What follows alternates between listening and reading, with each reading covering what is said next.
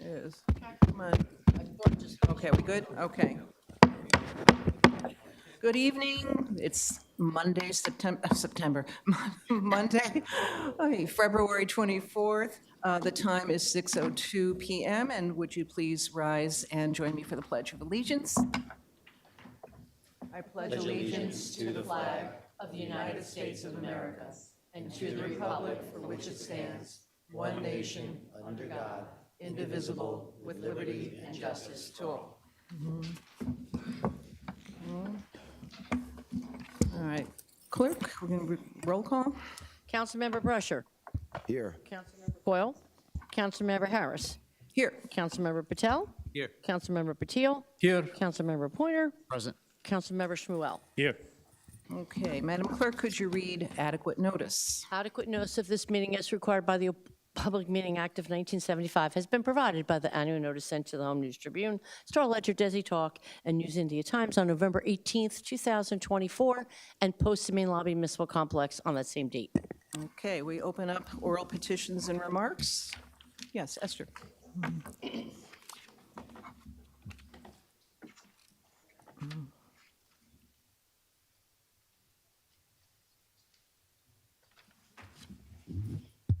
Good evening, Council.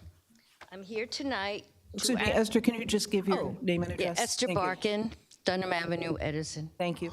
I'm here tonight to ask Council to vote in favor of a resolution in support of a bill in the New Jersey legislature called the Climate Superfund Act.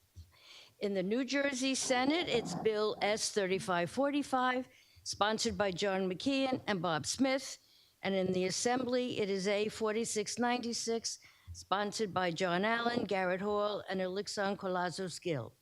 There are also many co-sponsors, including our own Senator Deignan and Assemblyman Karabinchak. This bill would hold certain fossil fuel companies liable for damages to our homes and infrastructure that have been caused by the effects of climate change that their industry, policies, and practices brought about over decades, specifically since 1995. It would also help fund climate change adaptation and resiliency projects wherever needed, especially our roads, bridges, transportation, and energy infrastructure. The funds would be collected and distributed by a new program established at the NJDEP.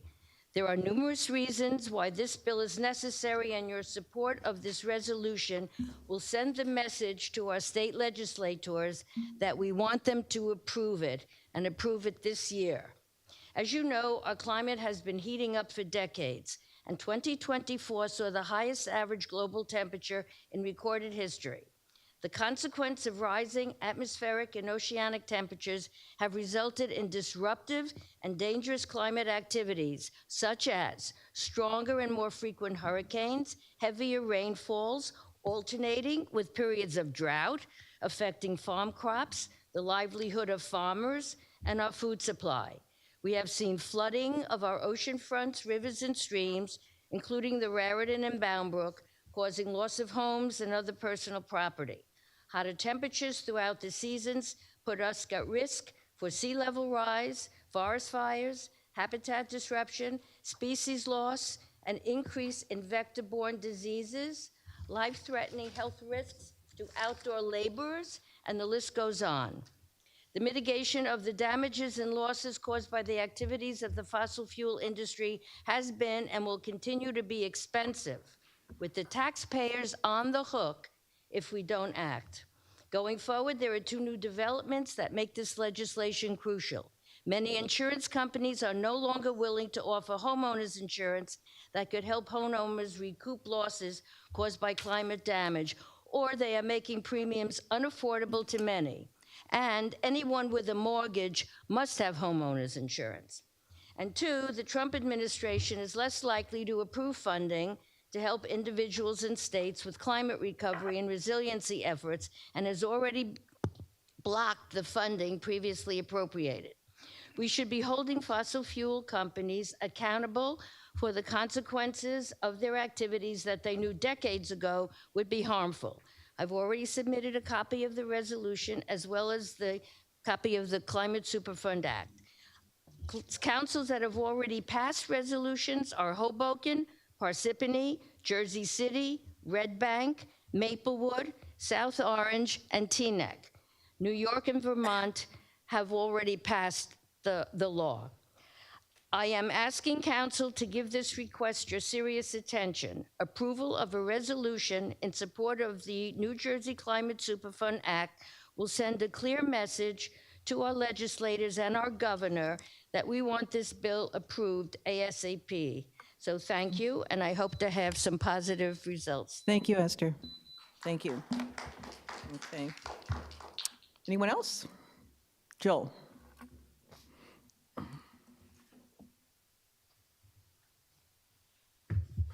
Joel Bassoff, Beach Lane, Edison. I have a question about how Edison is going to deal with its affordable housing obligation. I know that at the January meeting, there was a resolution on the agenda where Edison would adopt its obligation for affordable housing. That resolution never came up for a vote because the council lacked a quorum, and thus Edison missed its statutory deadline to adopt such a resolution by January 31st if it wanted to be able to afford itself immunity from builder's remedy lawsuits.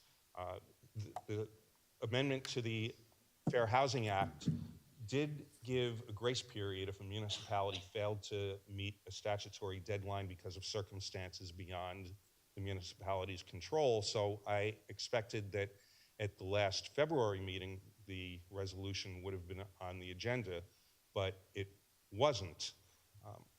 So has the council been apprised of how Edison is going to fend off builder's remedy lawsuits since the township has not calculated its own affordable housing obligation? And other towns have adopted resolutions where they've come up with numbers that are much lower than the state's numbers. For instance, East Brunswick adopted an affordable housing resolution where they showed that they had an obligation that was a fraction of what the state had assigned to them. Why didn't Edison follow a strategy like that? And what would we say to members of the public who are thinking that by the administration's and council's inaction, we're just opening up ourselves to builders' remedy lawsuits, which means that developers will determine where affordable housing development will go rather than the residents of Edison through our elected council? So that's one question I have. Another question is the local finance board has set a deadline for the administration's transmission to the council of a budget for the first council meeting following the end of February, and the council insists that that deadline be met so that the council will have adequate time to review the administration's budget proposal. And along those lines, the statute also requires that department heads have public hearings to present their budget proposals for the upcoming fiscal year. Edison hasn't been doing that. Will the council start to insist that the administration comply with state law and do that? Other towns do it, so I don't know how Edison gets away with not doing that. And finally, I have to say, I really resent as a taxpayer paying for campaign materials. I'm holding up a refrigerator magnet that clearly says Mayor Sameep Sam Joshi, getting things done, but to get any useful municipal information, you really need a magnifying glass to see the township's website and phone number. So is the council going to do anything to prevent the administration from continuing to use taxpayer money for what is clearly campaign material? Thank you. All right, thank you. Let me go to Counselor first about the affordable housing question. Yeah, are you done? I'm not gonna have do a back and forth with you. No, I'm gonna, well, I'll wait till his time expires and then I'll answer his question, because I'm not gonna go back and forth. Filibuster? What? Council President, are we gonna do a back and forth, or is this No, gonna be an no, answer to his question? no, and any questions you have afterwards can be taken offline, okay? It's particularly comical to me that Mr. Bastoff stands up here and asks about the affordable housing situation. He had raised this question last month through the council president. I took time to meet with you and provide you an answer to this question at the mayor's State of the Township address. And I explained the strategy that was being employed, and you applauded that strategy that was being done. And you stand up here tonight as if we never had that conversation, that I did not answer your questions, and are now saying that that strategy somehow exposes the township to some additional liability. So please don't waste my time in the future. If you want answers to real questions, I'm happy to give them to you. But what I'm not going to do is to just allow you to play politics. But I'll answer the question again for the benefit of the public, okay? For the public's sake, the immunity that exists under the affordable housing law exists through June, okay? This new law provides provided numbers given by DCA. These numbers are not in Edison's interest, and you and I explained that. We talked about that. We talked about how the numbers that DCA put forward for this council to adopt are way too high, and they don't take into account real developable land in Edison. So it was this administration's position to not adopt those DCA numbers, and not only that, not even to provide a report in response to those DCA numbers, and to proceed under the old law. Because under the old law, we believe we can get a number that's accurate and in the best interests of Edison. I explained that to you. I'll explain it again for the benefit of the public. This administration and this law department will not allow DCA to dictate to Edison what is an appropriate affordable housing number. It has to be a number that makes sense. And that's what we intend to do. Thank you, Council President. Thank you. And Sonia, his question about the budget. Yes, as I explained to Council President, so the local finance notice, which is 2024-20, outlines that municipal budgets would need to be adopted by March 31st or the immediate meeting thereafter. So it could be the first meeting in April. However, we have met with all of the departments. That is an internal process that we do. We have a finance subcommittee meeting actually coming up tomorrow. And upon that, we are going to propose together a draft budget next couple weeks. I will give council, this body, 2 weeks prior to the introduction, all of the documents, all of the backup. And as you recall, the last 2-3 budget cycles, I've met with each council person, whether it's Zoom or in person. I will do that as well and take whatever time is necessary to do so. So that is our budget process in the last few years. My experience as a municipal employee, we've done it that way. I think the earliest this township's actually adopted a budget in the last few years, well, last 8 years has been June, and we're hoping to get that done sooner than later, at least to introduce this to this body by the end of March. Okay. And Joel, I think your other question was about your resenting what seems to you like campaign materials that was in the safety thing. Then you asked what we are going to do about that. Yes. Does anyone have an answer as to what we want to do about that? Sonia or Ken, this has been an issue that has been coming up amongst a lot of the residents. And so I don't know how the administration wants to go forward with this. Again, I'm going to look at legal and quite frankly, Council President, these are hearsay and I can't substantiate those. I don't think there's any response for that. What's that? I don't think we have a response to that. Council President, I mean, at the end of the day, I think I'm seeking legal counsel to take a look at the literature that's been put out.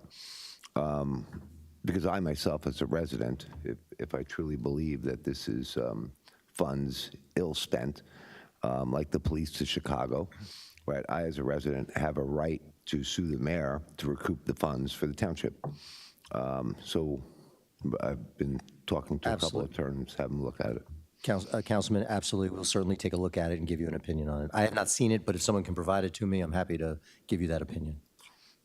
I would have an attorney because they're looking at, there's an elect law that certain things that the mayors or elected officials were to put out on a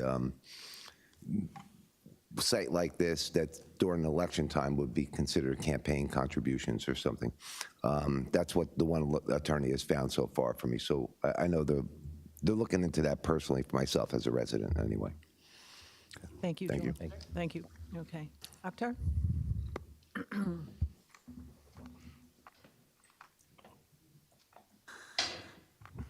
Dr. Nasser, could the council clerk pass out the papers that I requested?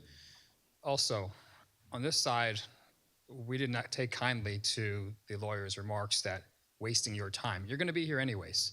You're supposed to be here to answer the questions. The tone that you have. Not if you lie. If you lie and you present it as if I haven't provided you information when I have, But you can that's say- particularly disturbing. This is my time right now. No, you're asking me a So question. I I'm didn't ask a answering it. question. I was Yeah. making a statement, actually. Yeah. Okay. Yes. So I was saying that you're here to go ahead and answer questions or, say whatever you have to say, but you don't have to say it in the tone that you said it. That's all I'm saying. There was no question there. Okay.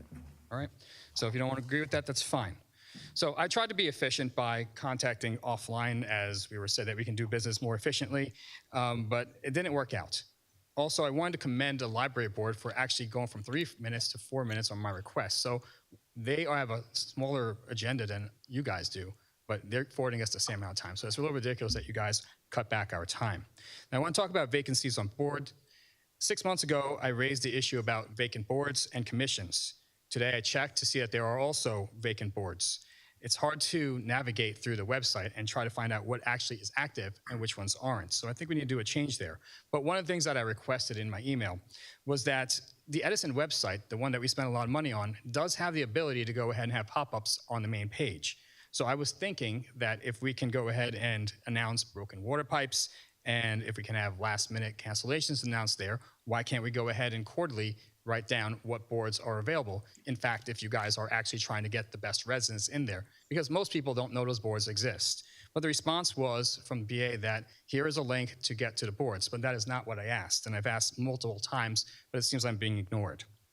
Now, I still believe in that idea, but the other idea that I had was, since this goes out to every person, supposedly, the illuminator, and it is a prop and I'm allowed to hold it up, then I think that that is another place that we can go ahead and advertise it, because it is a physical form that goes to every person, whereas the website, not maybe everyone navigates to it. So just ideas that we can go ahead and try to involve all of the public.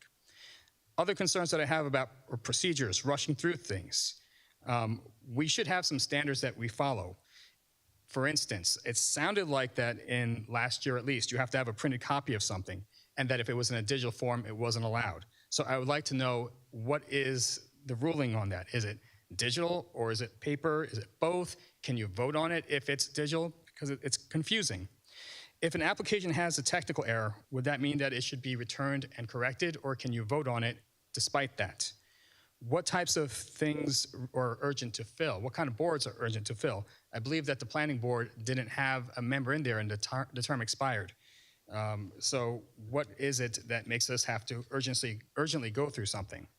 I would like you to look at the papers that I gave you right now. It seemed that the council rushed to get the positions filled for that position. Nothing, again, would have happened if you had delayed the vote. What I want you to look at is on one of the applications, pay attention to the part where it says, for which board, commission, or committee would you like to be considered? The answer is full-term voting member.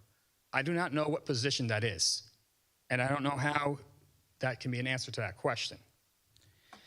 Now, how did this candidate's application leave the hands of the mayor and then go to the council without anybody picking up on it?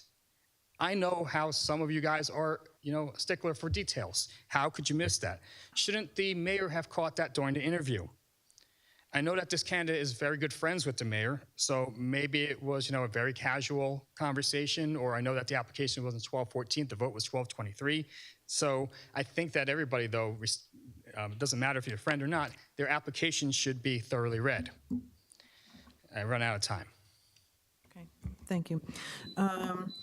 So, Akhtar, I think actually this is one of Councilman Pointer's questions or discussion points, isn't it, about the vacancies on the boards and right? Right. So this is definitely an issue, and we want people to be applying for the boards. And we have applications back there on the table, but a lot of people aren't aware of what boards are and what vacancies there are. I like your idea about posting them in the Illuminator. I don't know how, I'm not sure how obsolete that might be by the time it gets out to the Illuminator, but I think that's a good idea. So Sonia, is there something more that we can do to publicize and to get the word out about not just the boards that exist or the committees or commissions that exist, but also the vacancies that are on there that would be easy to navigate for the average resident? As I indicated to Mr. Nasser, it is on the website. I can certainly try to collaborate with the clerk's office about how to get it out there, or anyone else. So I will get back to you on that. Okay. And then, Dr., you were asking something about the applications, digital, written, and I wasn't quite understanding what the question was on that. So if you can answer that. So when you guys are voting, I know that there was something with Joe Basso way back when. I think it was for, I don't remember what it was for, I can't off the top of my head right now, but they were going to say that, no, we can't vote on it because he didn't have the papers to give to everybody the physical copy. Luckily, he had just enough copies at that moment. Point of order, I'm sorry. just because it's a back and forth, and I think I can address the question that you're looking Okay, to get please. to. Yes. At the time, was in regards to the public advocate ordinance. As the council president, I was not provided the copy of what the ordinance was. So in order for me to actually see what it was, I asked for the physical copy of it. That was presented, and went forward. So it wasn't that digital versus paper. If there's no trace of it, then a physical copy needs to occur. We've had other instances where a digital copy has been sent out, but that was done prior to the meeting actually facilitating. So I hope that addresses the question that at hand. Yes, thank you, Council Vice President. Thank you, Akhtar. Thank you. Okay. Council President, Yes. I would like, Sonia, if we can have on the website the ability to post upfront. I do like the idea, and I think that was the point of the website update, that we can communicate with the residents, that instead of having it on a specific link, but we can have it upfront and central. It is. If you scroll, it's on the front, if I'm not mistaken. Okay, we can take this off. Oh, we'll take it offline. Okay. All right, thank you. Joyce?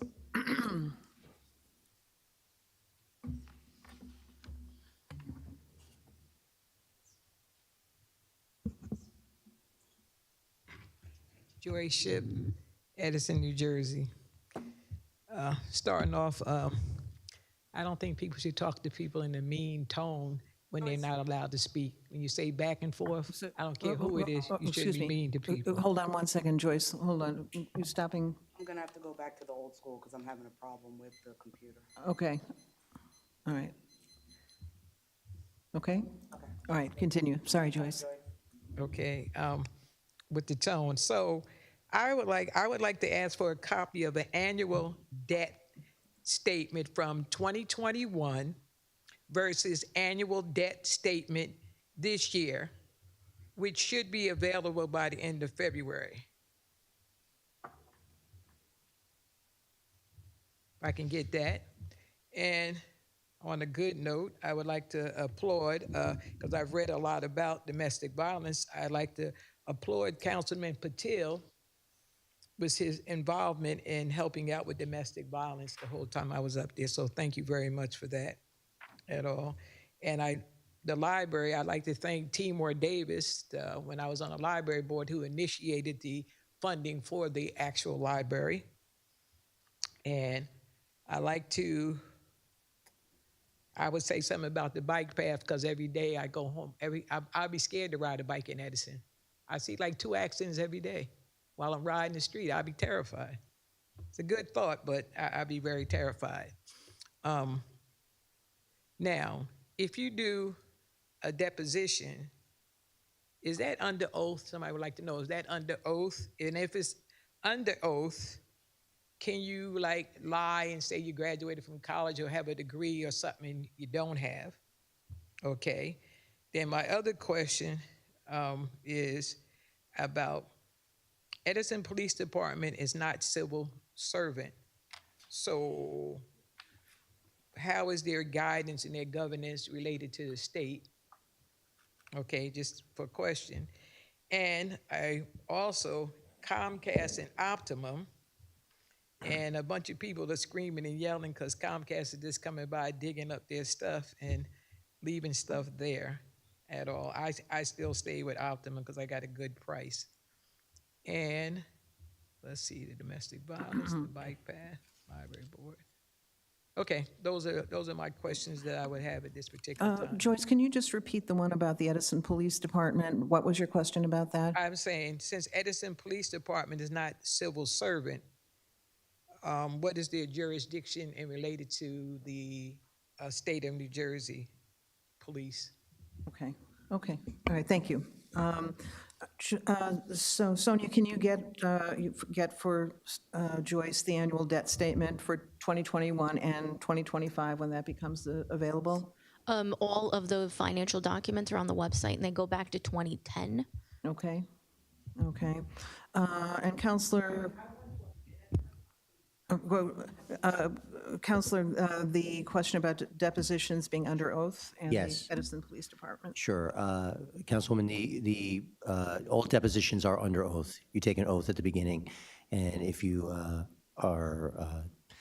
if you willingly lie under oath, then you're subject to whatever penalties that could be, potentially perjury, I guess. As to your question about the police department, I'm going to do my best. The police department is subject to all applicable state law. There's oversight from the Attorney General's office as well as the County Prosecutor's office as well.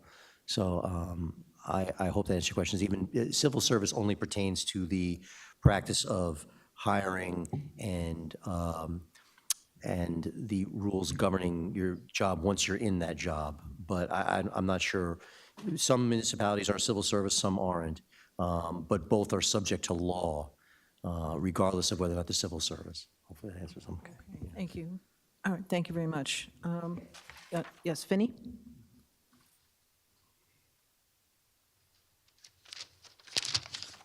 Is the computer working again? All right, cool.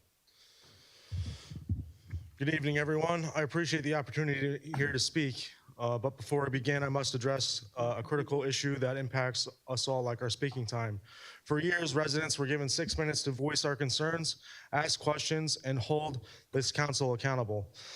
Now that time is being restricted, let's get this straight. It isn't about efficiency, it's about control. It's about silencing the very people who elected you. The Council President, Margot Harris, you have the power to restore the full speaking time. You can negotiate and push back and use your position to advocate for the people, but you choose not to.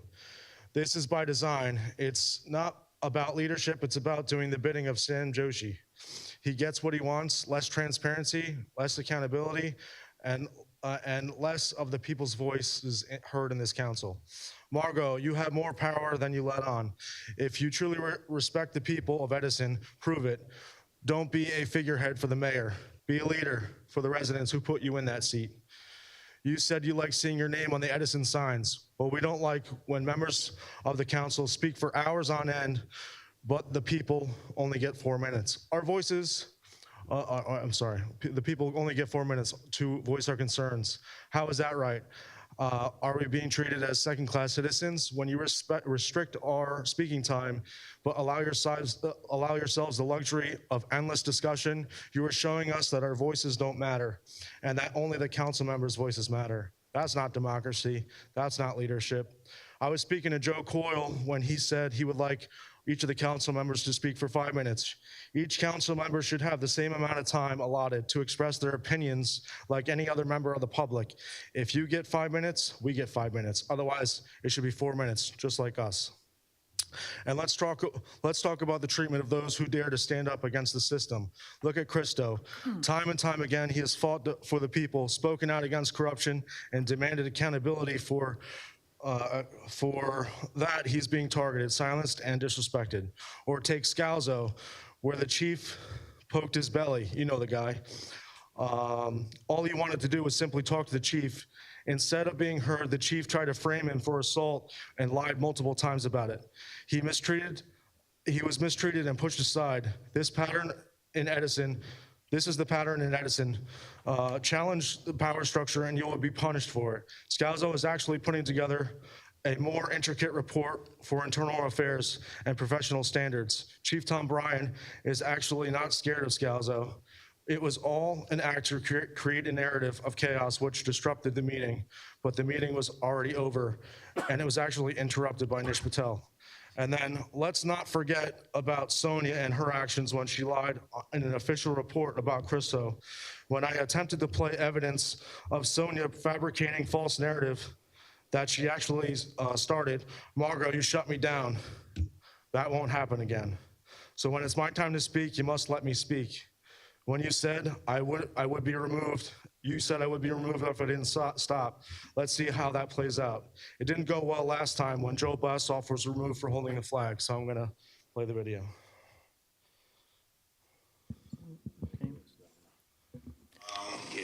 I'm sorry, excuse me, stop his time. I'm sorry, as I told you, Vinny, I can't allow this because this is under litigation, so I'm gonna ask you to stop. I'm gonna ask you to stop. If you don't stop and you don't, then I'm gonna ask you to sit down and forfeit your time. I'm gonna have to, seeing that you're not gonna do that, I'm gonna have to ask you to leave. Leave? Yes, I'm gonna have to ask you to leave. We've discussed this.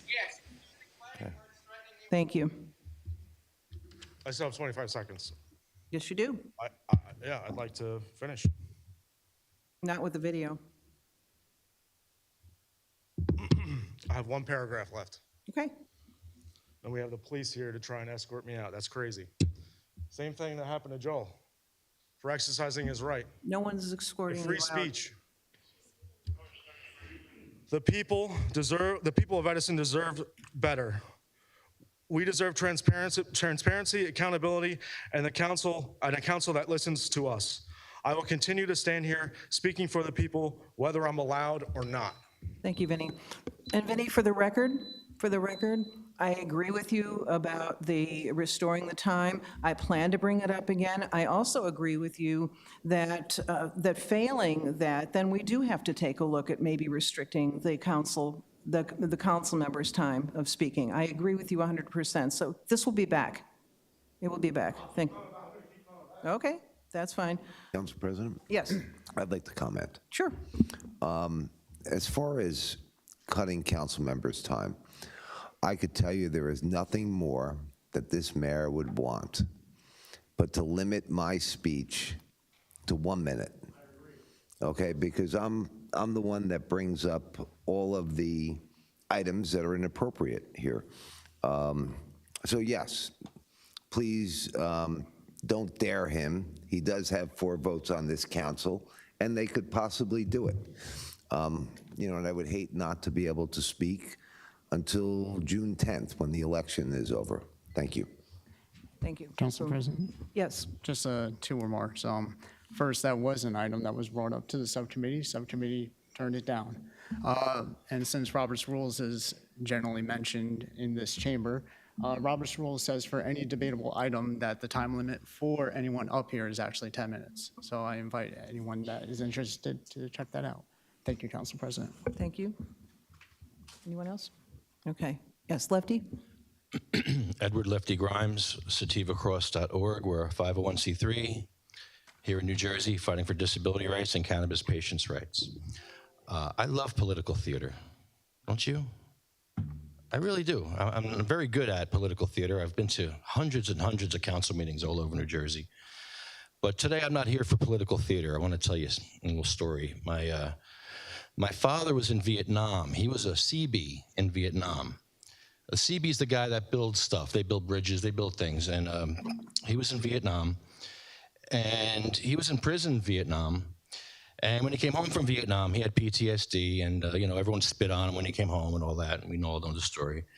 And with his PTSD, he wound up shooting himself in the head and spent the rest of his life in a wheelchair because he lived after shooting himself in the head. So when you say that some vets give all give some give all, my dad gave it all. He gave it all for you guys. And what I saw here a few months ago, when you guys disrespected disabled vets by making them go up that side of a mountain, that was really, really hit home for me, because, you know, that was really disgusting. And I'm not going to unsee that. Councilman Brescher, did you ever get an answer from the BA about the ADA compliance paperwork? I'll answer. Yeah. Okay, I'd like to get that answer, because I know the answer. The answer is no, because no engineer is going to put their name on a ADA qualified ramp, because it's got to be 1 inch per foot, and that's way more than 1 inch per foot. And that was in the rain. You did that to disabled people 2 times in the rain. And so I bring this wheelchair every time I come here. I'm going to bring this wheelchair, and I'm going to ask the people that conspired, I'm going to call it a conspiracy, to close the handicap access. Let's review what happened. The handicap access was closed for 2 meetings because of the flag ban and the turmoil from that.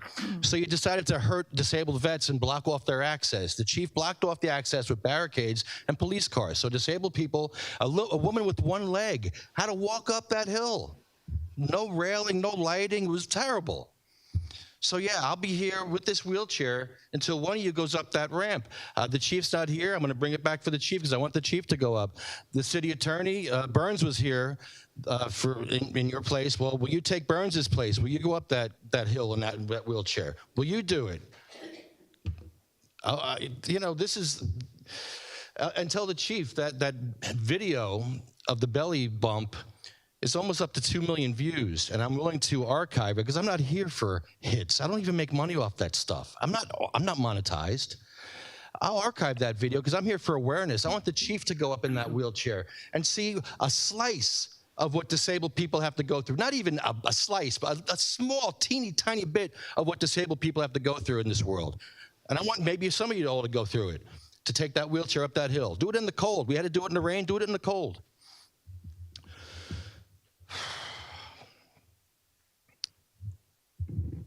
So that's why I do what I do. And I'm in a lot of pain today. I wish this was a Zoom meeting, because I'm in a lot of pain.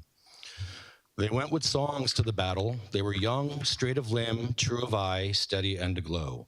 They were staunch to the end against odds uncounted. They fell with their faces to the foe. They shall grow not old, as we that are left grow old. Age shall not weary them, nor the years condemn. At the going down of the sun, and in the morning, we will remember them. I yield my 5 seconds. Thank you, Lefty. Councilman Brescher, we had this discussion yesterday about the ADA. Yes, I didn't see a letter from the engineer on the ADA ramp. The reason why we're requesting it, and maybe the attorney can jump in here and help, been asking for weeks for ADA compliance on the ramp outside. The assertion's been made, and I tend to agree wholeheartedly with the public, that what happened that evening was the chief of police and administration conspired to shut off the only ADA access, which would be the elevator down on the first floor, to force Edison residents and citizens of the United States that came that day to stand outside in the rain until minutes before the meeting. So we were told that the ramp was ADA compliant. I did ADA work for 30-something years in Manhattan. I watched the Ethical Culture Society, right, be sued. I watched the disability group in New York City basically shut down the whole, forgetting the name of the organization there, history preservation for ADA. So I was told that we were going to get a letter from the engineer saying it was compliant. I have yet to see it. I'd like to have somebody go out there and actually see what it should be, to help, you know, so that we, whoever in the public is looking to, you know, push this forward, they can get it forward. So can you maybe get that information for me? Certainly, I'll look into it. Thank you. You're welcome. Next. Anyone else? Yes, sir.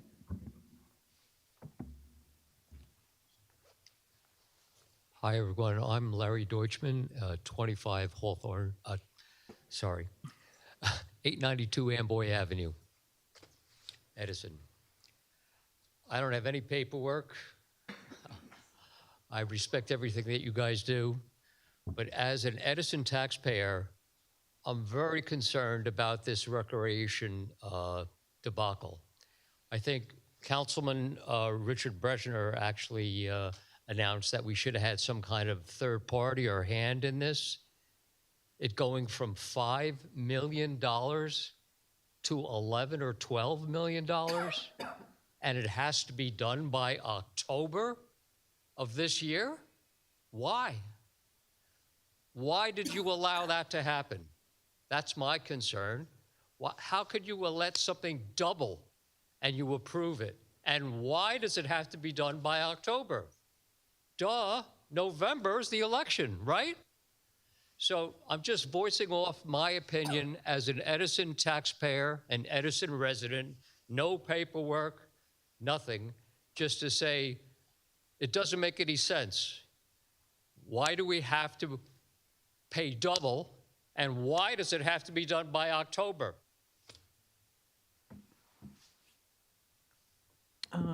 Sonia?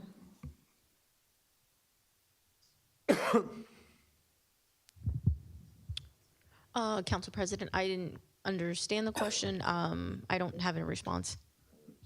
The question, why does it, I think the question was, why does it have to be done by October? Why does what have to be done? But I think that we're talking about is it the Toth Center or the sports? No, The sports. He didn't say. Yeah, but that's pretty much implied. I can explain it. Yeah. Actually, for the children need it in August. Come November, the children can't use the facility any longer. Well, they can't use it till the following season, predominantly. It was designed for the football and cheerleading squad. The reason why they got that October date was because of the delays. So the contractor put a request in for X amount of days, and the days brought him out to like October, to get us there. And those were because of the delays that basically happened because of poor design or mismanagement at the beginning of the project, where it lingered, and the public just found out now. We had a similar instance where we had a school, I believe, I think it was James Monroe, where while they were building the school, they had delays and delays and delays, and they notified the public of like a 6 months delay, and it was a couple months before the project was supposed to be done. I've always advocated that council should be updated on a monthly basis to see that we're making the schedules and deadlines, because we approve funding. So, but, right, we don't get that. The township administration, they manage everything. That's their job, right? If they do a great job, you vote them back in. If they do a poor job, you vote them out. That's how I kind of always looked at it. But yes, it's a debacle. We are going to even spend more money, and we're going to have questions later on here that I believe are going to be affiliated with that same sports complex, but we'll get to that a little later. The only thing I have to say is I'm an Edison resident from the 80s. I grew up in Woodbridge Township. I attend the Woodbridge Community Center every day. Why do they have it down pat? And that project was done, and it's incredible, and they make tons of revenue. Sir, your time is up. Thank you. Thank you very much. And we can't. Thank you. Sue?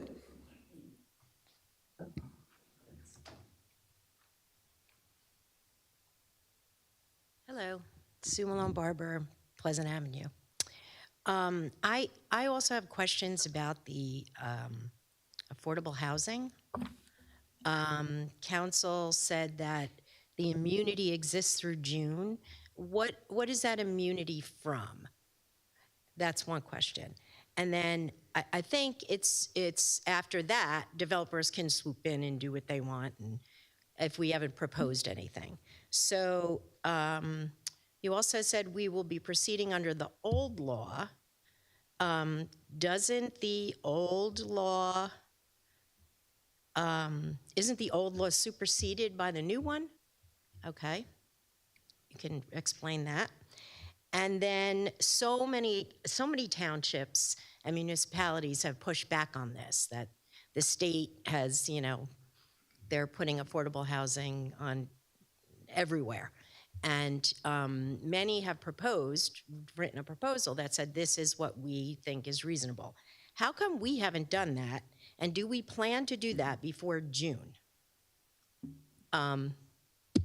Considering if June is the date that we're going to be in trouble.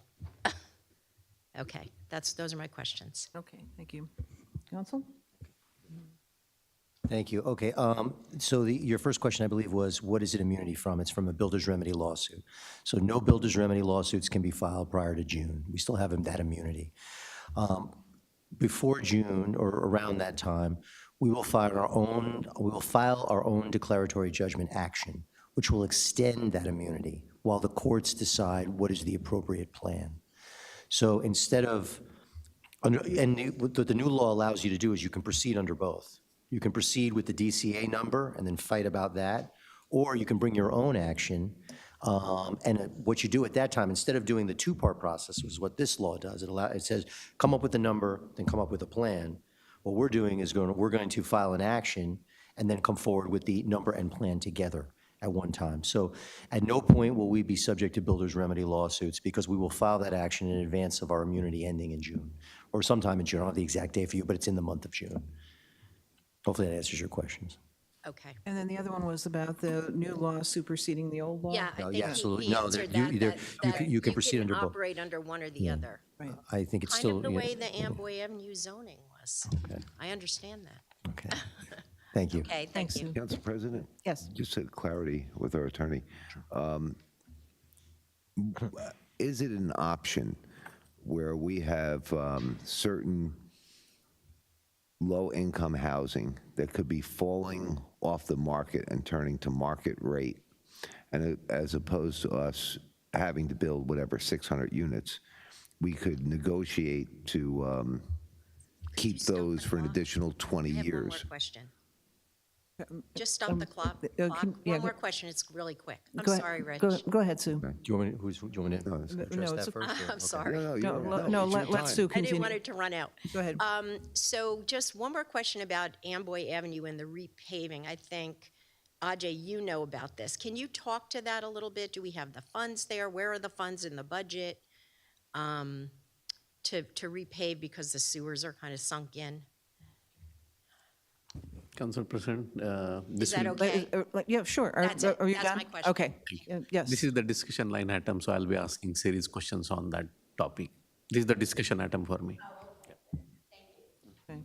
Councilman Brescher, did you want to continue? I can answer your question if you. Okay. Yes, it was a question for the attorney, Okay. administration, Yes, Councilman, if there are deed-restricted properties that are set to expire, that is one way to meet your affordable housing requirement is by extending those deed restrictions on those affordable units. But I'd have to look at them individually to see if that's a possibility. Right, is that something that we would be looking into? Certainly, yeah. All right, thank you. Thank you. Rob, did you have your hand up? Yeah, go ahead.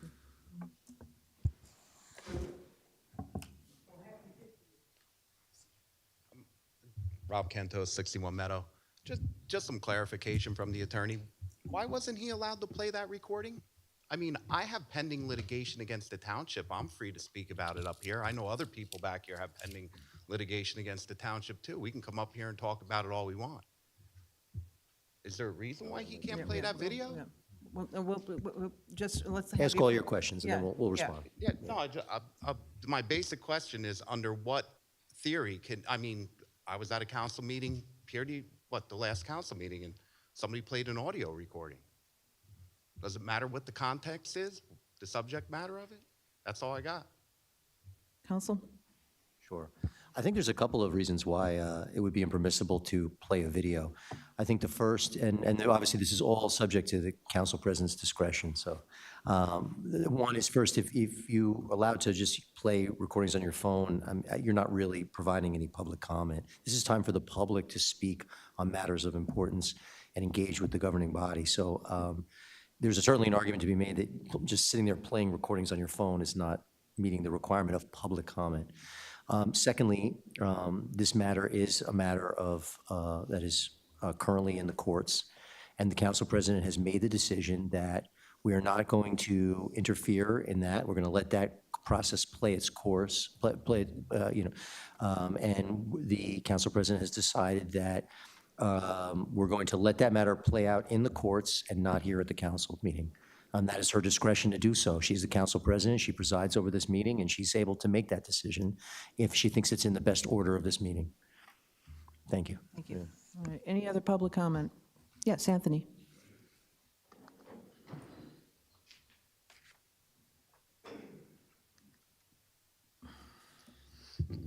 Anthony Deamron, Wiley Ave. First question, I guess it would be to the deputy chief, if that's okay. I was just curious to know, do we break down the crime statistics, I guess, per, where the hot times are, and maybe what part of town they're in, and really, dive into where the crime is. I mean, crime is up pretty big over the last few years, so compared to 4 years ago. So I was just curious to know, do we look into those even deeper? Because I just look, public safety is a major concern. It's a major concern for everybody. It should be number one concern here for residents, I believe. So I'm just looking for ways to help, combat this crime. So if we have an idea of when and where these crimes are happening, then maybe we can target those times more directly. So you could put maybe a task force or something like that and hit. You want basically. I would say I would love to have, fully staffed police officers plus 20. That's where I go with it. But we can't do that. That's not realistic. So the idea then would be to get as many cars on the road as possible, I would think, right? So you would want as many marked cars for traffic, for crime scene, for all the different units, just to get cars driving. I love seeing police cars out when I'm home or around town. It makes me feel comfortable. It does. It makes me feel safer.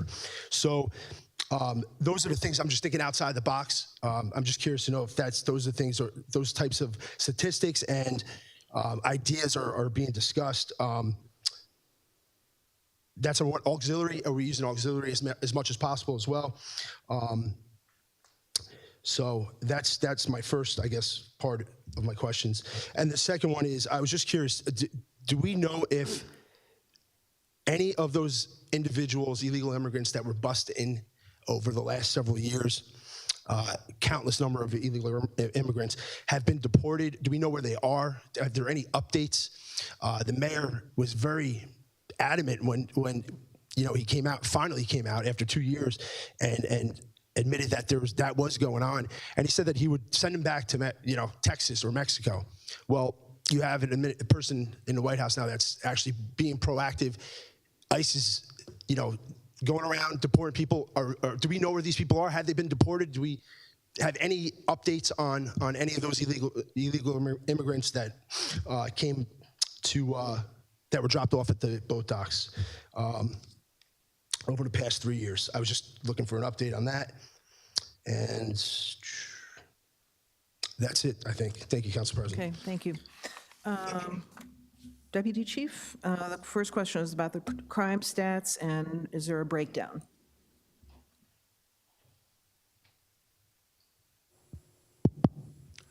Good evening, everyone. So in terms of crime stats, we do keep UCR crime stats, which is, those are more significant crimes. We do keep tabs on those.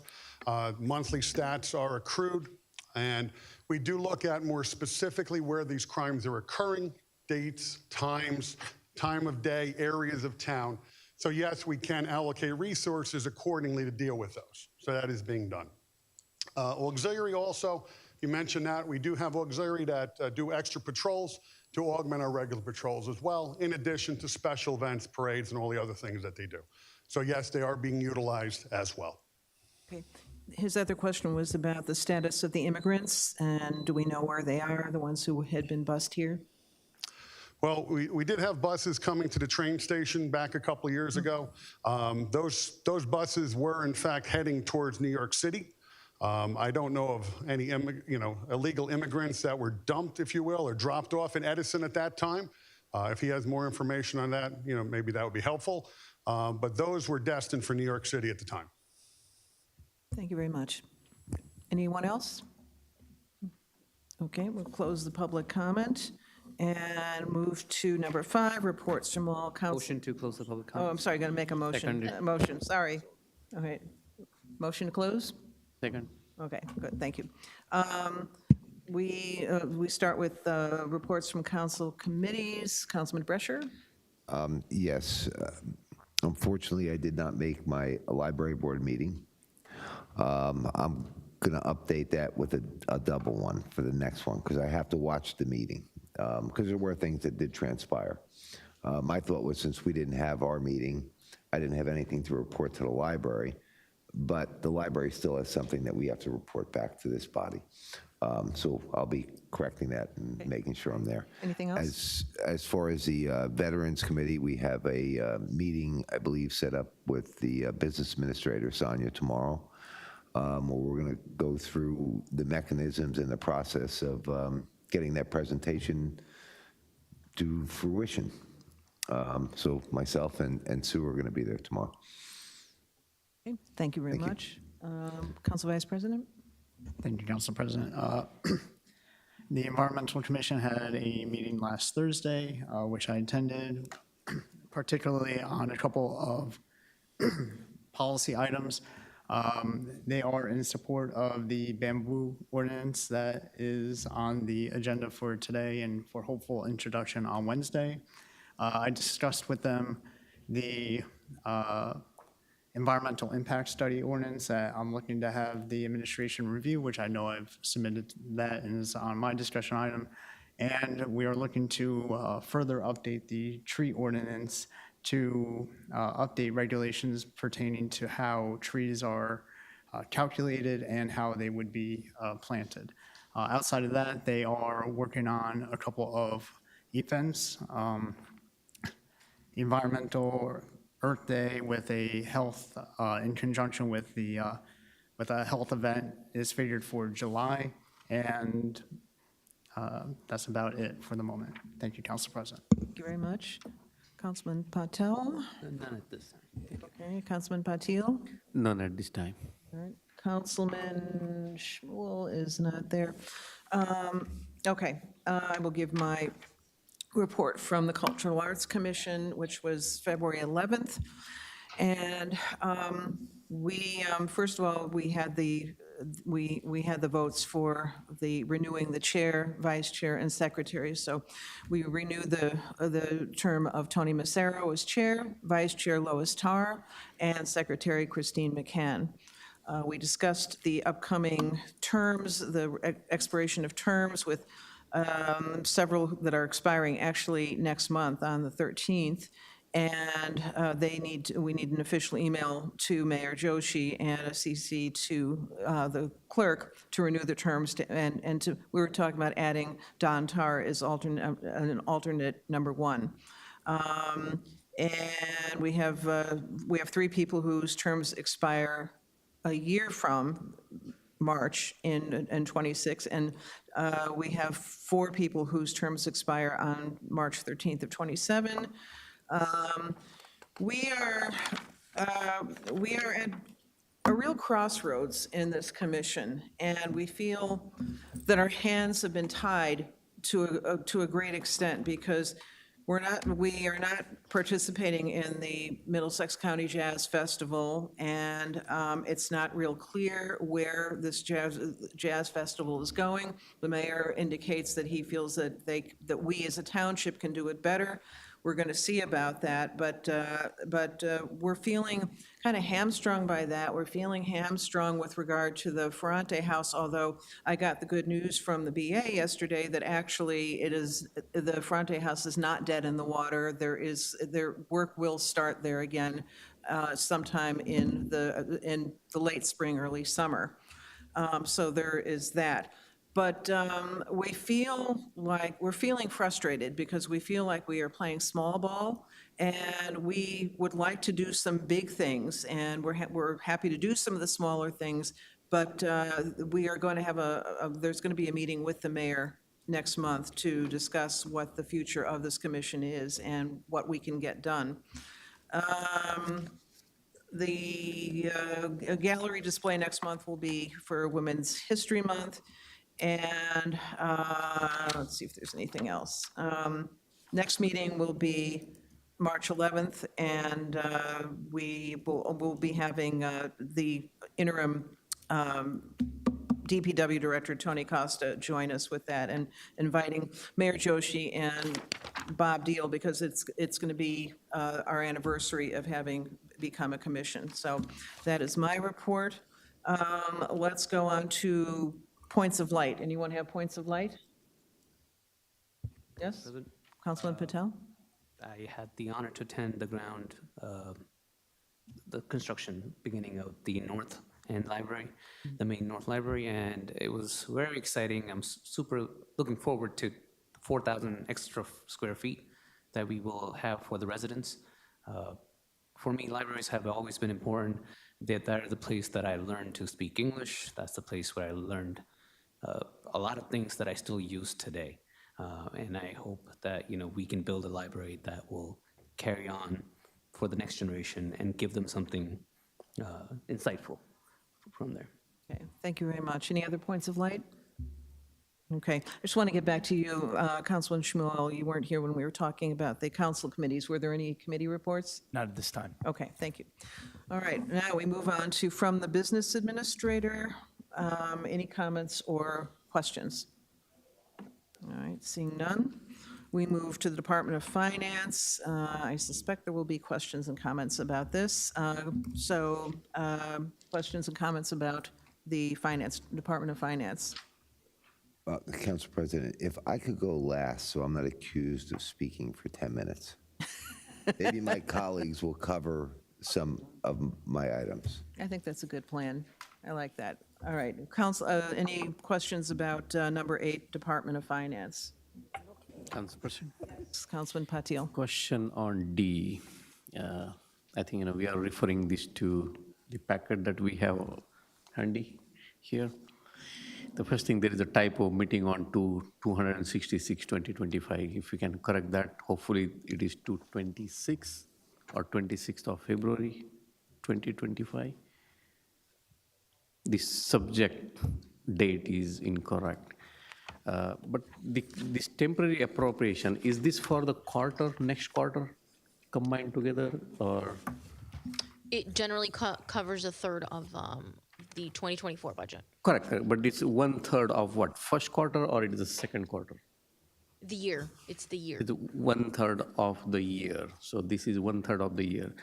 So the question there, if we look at the salaries, on mayor, it says 9,000 something somewhere, if I look at. Is that the correct number there?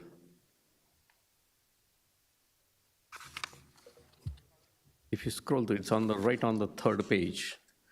Mayor's salary, 9,986. If it is 1/3, is it of, that's what I was asking question, is 1/3 of the quarter, 1/3 of what? That would be in addition to what was already done. So if you look at the both lines, the temporary budget. So look at those. Okay, so in fact, I would have preferred this document to be prepared a little differently because it's a summary. It says 9,986.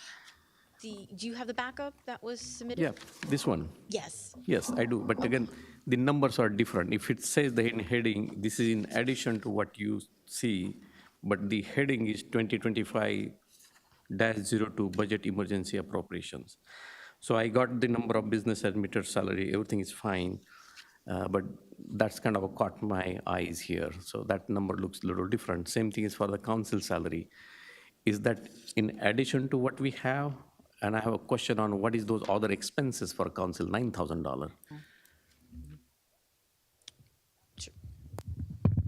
So Councilman, in January, council adopted a temporary budget, which was generally provided around 26% of the 24 budget to get us through the first couple of months.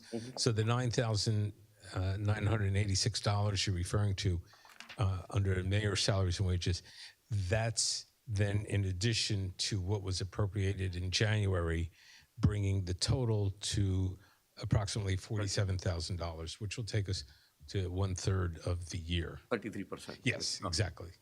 Exactly. So generally, all the temporary emergency appropriations will take us operationally through the end of April. However, there are some items that are greater than 33% because of the timing of our obligations, such as pension payments. We're required to pay those to the state 100% on April 1st. We have lease payments due on police cars, insurance payments due for our liability insurance, et cetera. So there's certain things where you'll see the funding is greater than 33%. Understood, because those are the heavy payments. We do it early on the year because of those are obligations to us. Exactly. Understand. So net, these numbers are to bring the budget appropriation to 33% or 33.33% technically. Is that correct? Okay. Correct. That's the objective. Okay. Yes. Thank you, Council President. Okay, thank you. Anyone else have questions about 8? All right, Councilman Brescher? Okay. Right, so just for the record, we had a resident that asked about getting the budget done early. Sonia, can I get the budgets from the dates that they were introduced to the council from the Mayor Resigliano? I think the town clerk would be able to get those for you since they were adopted by resolution. Cheryl, can I get them? Because that'll be a discussion item for next meeting. So you want to know when under Mayor Resigliano, yes, when she introduced the budget. She had 4 years, and 4 years they did it. I mean, I understand when you say that you've done it for 3 years, just because you've done it doesn't make it right. Just because the past administration did it didn't make it right. So that's why I'm going back to what Resigliano did, because I heard that actually she ran a tight ship at that time. But questions here. So this budget here, this will pay us for January, February, March, and April. But, Yes, essentially. okay, but we're going to approve the budget March 1st? No, We're no. gonna It would get be the the budget? second meeting in March So to be roughly introduced. That does March not mean that, 15th, I'm sorry. right? Let me know when you're done. I don't want to interrupt you. Okay. Yes, I said March 15th, I guess roughly is when we would approve it. So this gets us January, February, March, and all of April. So you have a little bit of extra money in there in case you have a problem to get you through to April is the presumption here, right? Right. We would be introducing a budget. And then following that, we would be adopting a budget. So you may have, at some point, I can't, it has happened in the future here. We may have another temporary emergency appropriation. It's not uncommon. But first, we're going to introduce the budget. Okay. All right, so that's why we end up just going to April for the 33%. Yes, sir. Okay, the public employees retirement system, we have to make that full payment by April 1? Yes, sir. And that would be for their retirement benefits for the employees of the township for the entire year? Yes, sir. So let me ask you a question then. Let's say that we have any employee and we make the full payment on April 1 to the state, and then the employee retires April 15th. Do you have to go back and claw that money back from the state? What's the process on that? That's a good question. The bill that we're receiving and paying on April 1st of 2025 is based upon the actuarial experience of the township, actual actuarial experience from 2023. So if somebody retires in 2025, that would be reflected in the bill that we get from the Division of Pensions in 2027. Okay, so then this is really like old money. Correct. Old bills. Okay. The health insurance. That was something that we talked about last year, about that going up. Do we have an idea what that is anticipated to go up this year? We're self-insured, so I do understand that, you know, it is what it is, but the rates for each procedure and stuff, I heard was increasing. So we're estimating, our risk manager would like to see us go up in the 8 to 10% range. Our experience has been decent. The new level of benefits and changes that administration effectuated through contract negotiations has helped and kicked in, and better surveillance by our risk manager has helped to keep claims more reasonable, if you will. So we are actually, I want to say this without, we're actually in acceptable condition. I don't want to say anything else other than that, but acceptable condition in the self-insurance fund. And we feel that we're going to budget, or propose to be budgeted this year, that it will be financially sound. Okay. And let me just jump down then to the insurance and surety, because I guess we have liability coverage. You're expecting increases in these numbers also? Yes, largely liability insurance has increased significantly over the past 2 years. And again, we have to make disproportionate payments. It's not monthly, so we pay a big payment in January and also in May. So we have to make sure our funds are available, because we can't afford any slippage, because otherwise we'll lose our insurance coverage. And you can't, have you gotten pricing to see what that would be if you paid it all at once, or you paid it monthly or quarterly? They don't give us that option. This is through the JIF. Well, okay, listen, I'm not telling you where to shop. What I'm saying is, so you're telling me that nowhere in the state of New Jersey I could get a policy for a municipality that could be paid on a quarterly basis, or upfront? Well, I'm sure we can get a policy, but we found from experience that the liability and workers' comp insurance coverage that we get from the JIF is significantly more reasonable than anything we could obtain from third-party insurers. Okay, so you've done the analysis and you have that? Our risk manager shops it, every 2 years? Yeah, every 3 years technically, because it's a competitive contract. So they shop around. They do all of the bidding for us. All right, I'll look at that, because I think you might be able to get savings there. And now, question, I looked over here, we have bond principal expenses and bond interest expenses, where we're showing here at about 106% and 92%, and bond anticipated notes and interest of 166%. Just question overall, we have bonds, we have interest, right? I understand we have to pay that, but here we're front loading it, and we're paying the interest at the beginning of the year. So that would be like me paying my mortgage interest on January 1 for the entire year? Not quite. We're required by state law to appropriate the full amount of our debt service for the year. We did that technically back in December. Council adopted a resolution establishing the 2025 debt service budget. And there's no provision for that, because the budget like Mr. Bassoff spoke about, right? There is something in the budget where it says it should be done in January. It's probably tied into this same provision here. It's similar, but we don't make all the payments in January. Payments are made throughout the year. We're just required to have the budget appropriation and funding in place in December preceding the year following. Preceding, okay. So December 2024, we appropriated debt service for the full year of 2025 in compliance with state law. Okay, how come we're like 166%? How does that That's happen? as a percentage of what was appropriated in 2024. Oh, so it's just an increase in appropriations over the time. Correct.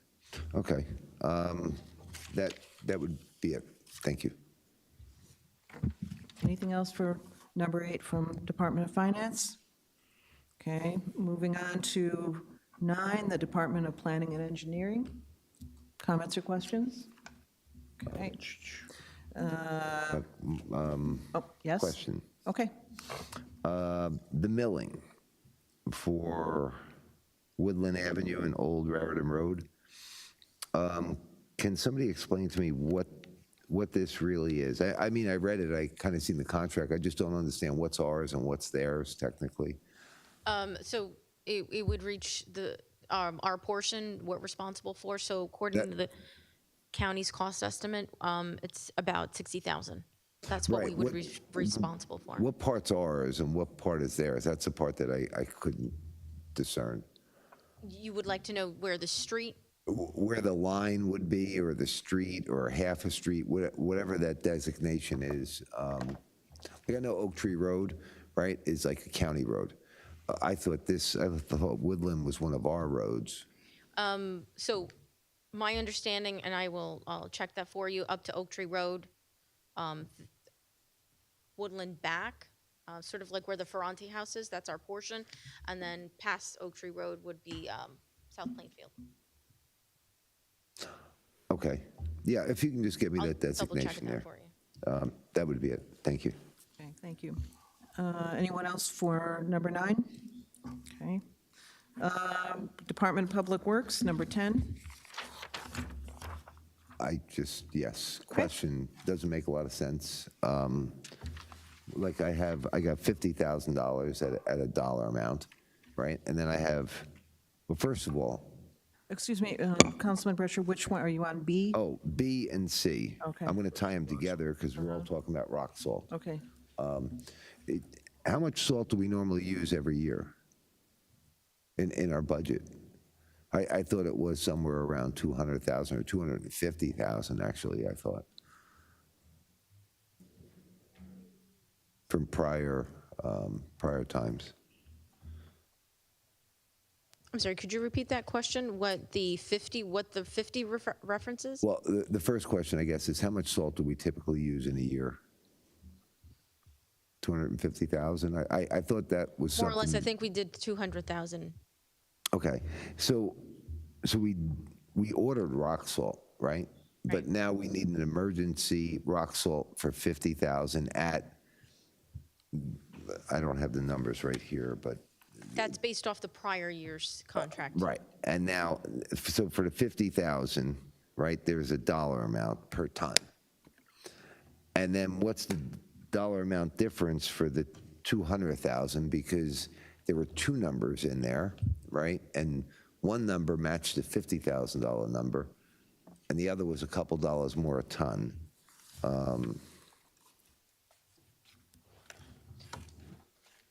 So the rates do change from year to year, if that's probably what you're referencing?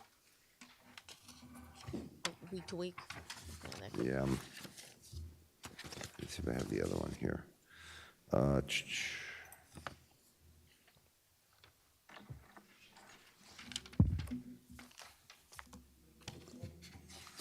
back over. That's here.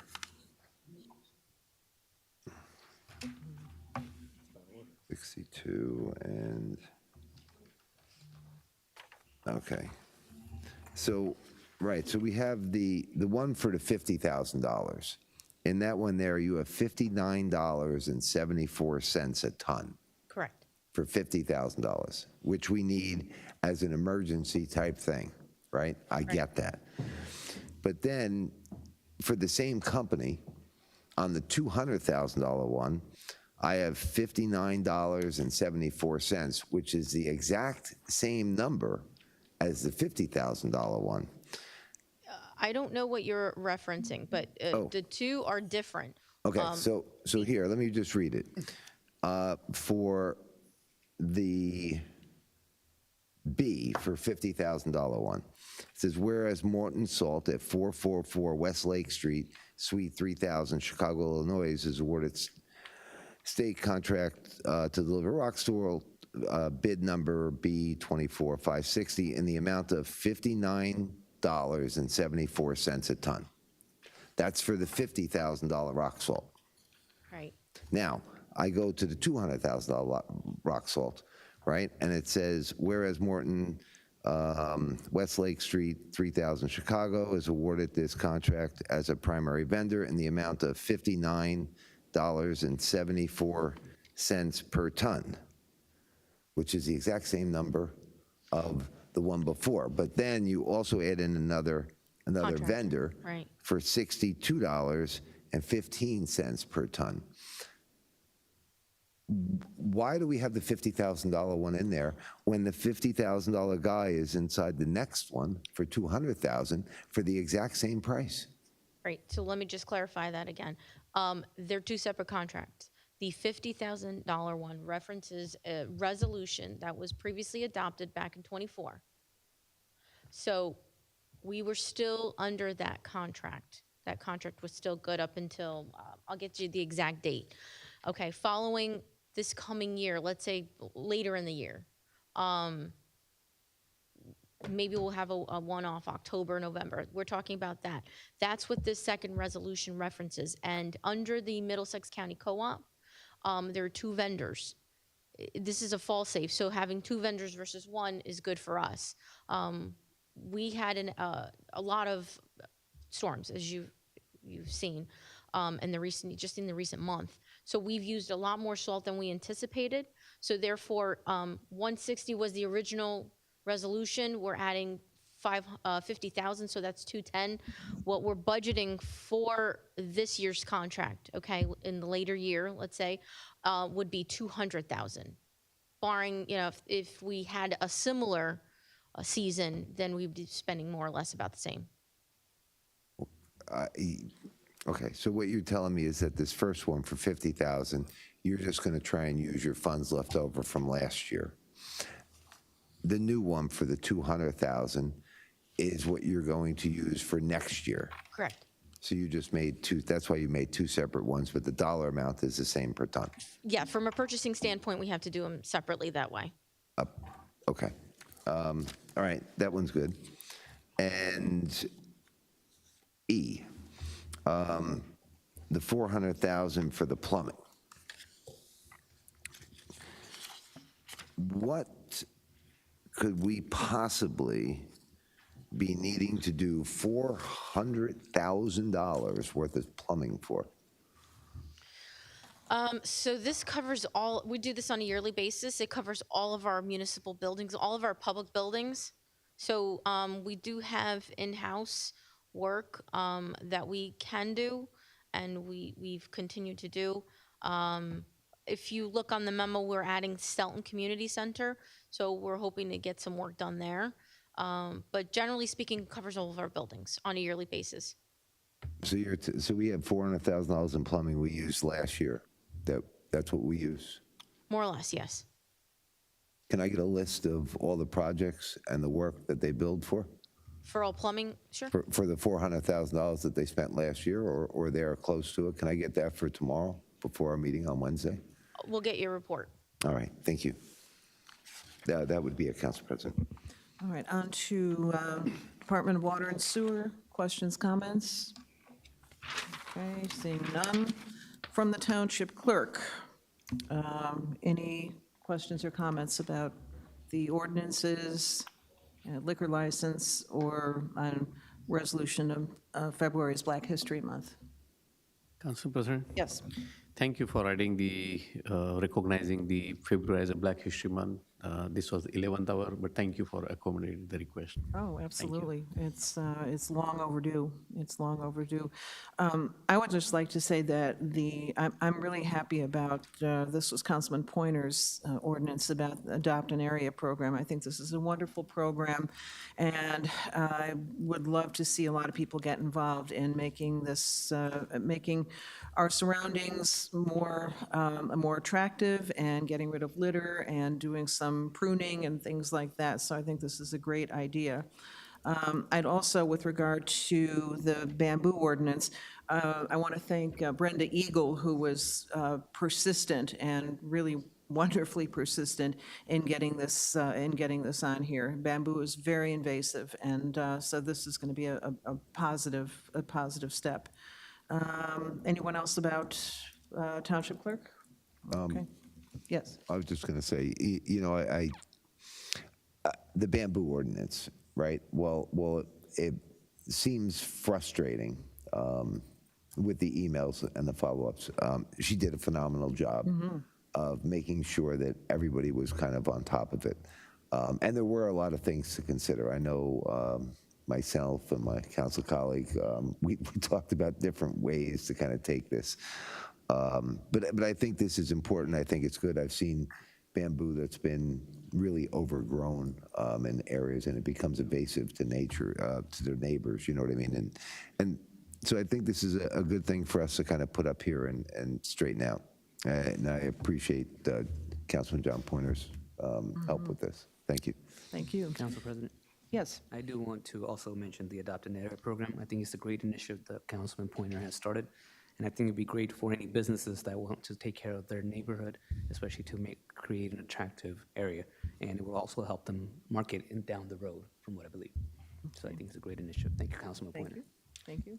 Council President? Yes. I'll save the majority of the comments for the introduction, but I do appreciate you adding that to the agenda, for your persistence as well, adding the bamboo ordinance onto the agenda, and Councilman Patil for your desire for the Black History Month resolution. I appreciate that. Thank you, Council President. Council President, only I have one question on the bamboo ordinance. It's great that, you know, finally it is coming to the reality, hopefully with this council support with 7-0. What happens to someone who has already planted bamboos? I have seen many houses in the north end of the town. They have bamboos like a fence, and they're probably 10, 15 feet tall, and they're growing. So what happens, like, is it grandfathered, or will enforce to change it, or how that would work? Maybe question to attorney. Councilman Pointer, Council Vice President, did you have an answer for that? I believe it's grandfathered. I would defer to legal on that. I know the issue because it spreads through the root, right? So it's not, it's a little tougher to contain in that aspect. So I don't know if there's a way to actually restrict any of the previous, but to your direct question. I think the councilman's correct. I'll take a closer look at that. I have an answer for you on Wednesday, but I have to defer. I have to agree with the councilman. Thank you. Okay. All right. Council member to the planning board is not here tonight, so we move on to unfinished business. Any council comments on the ordinance about adding residential parking zone to a section of Chapel Street? Okay, seeing none. We go on to discussion items, and Councilman Brescher, I will start with you. All right, and this, I guess I'm going to go to the attorney. Number one, fire alarm. I was looking for an update on our fire alarm systems in our buildings. And when I say that, I mean like any and all reports, if something's under repair, right? When the contract was given, where we are in the process of that. You know, so like if you said that we're going to change, whatever, 20 smoke heads, how many are done right this very second, kind of thing? I want to make sure I understand, because I'm smoke alarms that you want me to do a report on smoke alarms? Yeah. Fire alarms? Right. Or fire In public buildings? Yeah, in our township public buildings, yeah. Sonia does know about it, but I'm just trying to get that like reports, so I understand where I am status-wise and everything. Okay. Council President, our fire chief is here and has been working with DPW on, so that he may have an update for a councilman, if that's acceptable. Yes, Chief?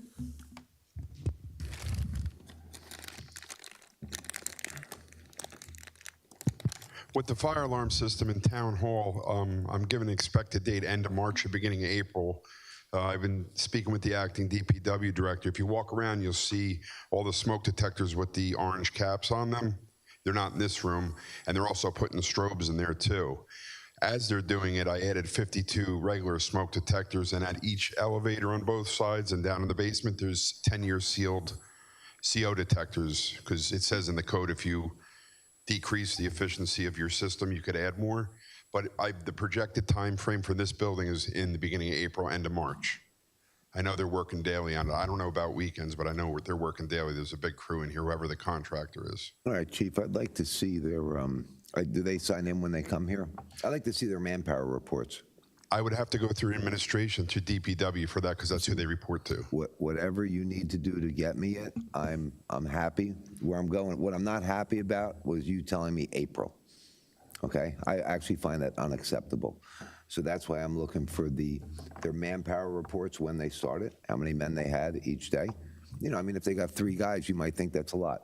I don't think it's enough for them to take care of this town. I think they can actually have this done mid-March, and we're at the end of February at this point. So if you can just get me those, I'd appreciate it. Understood. With the administration, I'll go through DPW. Thank you. To the attorney, that's what I'm looking for. Holidays. And I brought this up before, and I'm going to bring it up every year. This township has some kind of bizarre holiday schedule, and I do understand it's contractual. They have like Lincoln's birthday and Washington's birthday when no one else on the planet has those days. And I've spoken to many employees about it, and we have Juneteenth. I don't think that's a holiday here. I would like to see if there's a way to swap one of those for Juneteenth. And the reason why I say something like that is they have these 2 holidays, and they're like right after each other and in the middle of winter. I don't think people need those 2 holidays. I don't think anybody wants those 2 holidays then, but they might appreciate them when the weather is a little nicer. So, Councilman Richter, I believe, and correct me if I'm wrong, I believe that Juneteenth is a holiday. is it a holiday now? Is it, it's not? No. No. Oh, okay, all right. So for the people that celebrate it, it would be nice. For the people that don't celebrate it, Yeah. right? They're going to give up a day in the winter for a day in the summer, and it seems like everybody's a fan of that. It's just a matter of like speaking to the, I guess, the unions, right? The end of the contracts is 2027. We've already negotiated all of that. Well, no, I understand that, but well, when I was on the school board, I don't know what do they call that, a sidebar or something like that, to open up a discussion about changing a holiday date or something. There's a mechanism for it. I don't know the exact Sure, I terminology. mean, but both parties would need to, they would both want to, in order to reopen a contract, both parties would have to agree to do so. Right. So, right, that was my other thing. I mean, I would recommend asking. None of the unions have told me that they've been asked. Okay, that's enough. Holiday. Accusation, right, ADA, we're going to get that information. Crime. Yes, crime is very important. Like I said, under this administration, crime has went up 72%. I know our chief has showed me data in the past, so they do know where crime takes place. But I've always advocated for our police department. I've talked to the chief numerous times about this. Is giving the public a heads up and a notice. Because if we know about it, then we're looking for things, right? If we don't know, we walk through life blindly like victims. And this is hitting home, because I guess the chief probably knows there was an event at my next door neighbor's house. So this just happened after we had something on Roxy. You know, so these events aren't stopping. They're not slowing down. You know, it would be nice if my neighbors knew about Roxy, maybe they would have taken some different precautions or things of that nature. So again, I'm advocating for the public to know when and where these crimes are going. You send me Nixle alerts about a child that was taken possibly by their father or by their mother in Piscataway. But when somebody's breaking into a home, I don't get anything on that, except what I can find on Facebook. You know, I said a couple years ago I should open up my own little Facebook thing that says, you know, crimes of Edison, please report it here so we're aware of what's going on, so we could say something. So I'm going to plead again to please notify the public. And that would be it for my discussion items. Thank you, Council Thank you, President. Councilman. Council Vice President? Thank you, Council President. Just a general follow-ups. I'm not expecting an answer now. Ordinances for consideration. I met with the administration in the beginning of January in regards to possible rezoning of LI areas in several areas of the township. I was told then that the turnaround time would be somewhere between 60 to 75 days. So just as a general follow-up, if I can get a status update at the next meeting. I also submitted a draft ordinance for environmental impact study. What this is that essentially if a application before one of our land use boards meets a certain criteria, they would have to provide a professional report that would address certain information. This could be anything from traffic impact, population impact, information on topography, geology, impact on our water infrastructure, wetlands, et cetera, which from a board perspective would offer additional information in their analysis of an application, which I think from a resident standpoint, it offers additional information so that the board can analyze it in the sense to make sure that if an application is approved, that conditions are set that protect the residents' interests. I'm going to skip over commissions and committees for vacancies. I do have a list of current vacancies I want to give out. Agenda on the website. Right now, our agendas are printed out in PDF format and placed on the website. If you go to the main website, though, there's actually the capability of the website to actually be translated into different languages. So I guess my request to the administration is to see if there is a way that we can actually upload the agendas in HTML format on the website, because then anyone that visits the website would be able to use the drop-down and change the language of the agenda to their preferred language that they're used to. Is that something that we could maybe look at? I can certainly take a look at that with the clerk's office. I guess I would ask. There may be an option when you're uploading, whether you want HTML. Oftentimes on the back end, there are options. So if you could just contact our office and we'll try to figure out if we can. There may be options there is what I'm saying. I've done that in the past myself, and on the back end, it does that for you. And the underlying reason why I'm asking this is because we have a very diverse community, as we know, and English is not always a person's first language. So I'm just looking to offer opportunity for people that may not be engaged previously to become engaged in what we do up here at council. Planning and Zoning Board meeting guide. I put together about a 6-page, call it like a preliminary document that details what a planning board and a zoning board is. My request to the administration would be to put this on the planning and zoning website under engineering. I'll send a PDF copy for a Word document so that it can be translated for my previous note. But Again, another item just to try to get people information and better understanding as to how these boards function. And finally, commissions and committees, it's been requested for us to try to advocate and promote vacancies within boards that the township has. So a couple of vacancies that are, or expired terms that are available. Abilities Advisory Committee, Cultural Arts Commission, Environmental Commission, Ethics Board, Historic Preservation Commission. There is one more for the Library Board of Trustees, Open Space Advisory Committee, Planning Board, Redevelopment Agency, Smart City Advisory Committee, Veterans Memorial Committee, and the Zoning Board of Adjustment. There's still one alternative position that's available.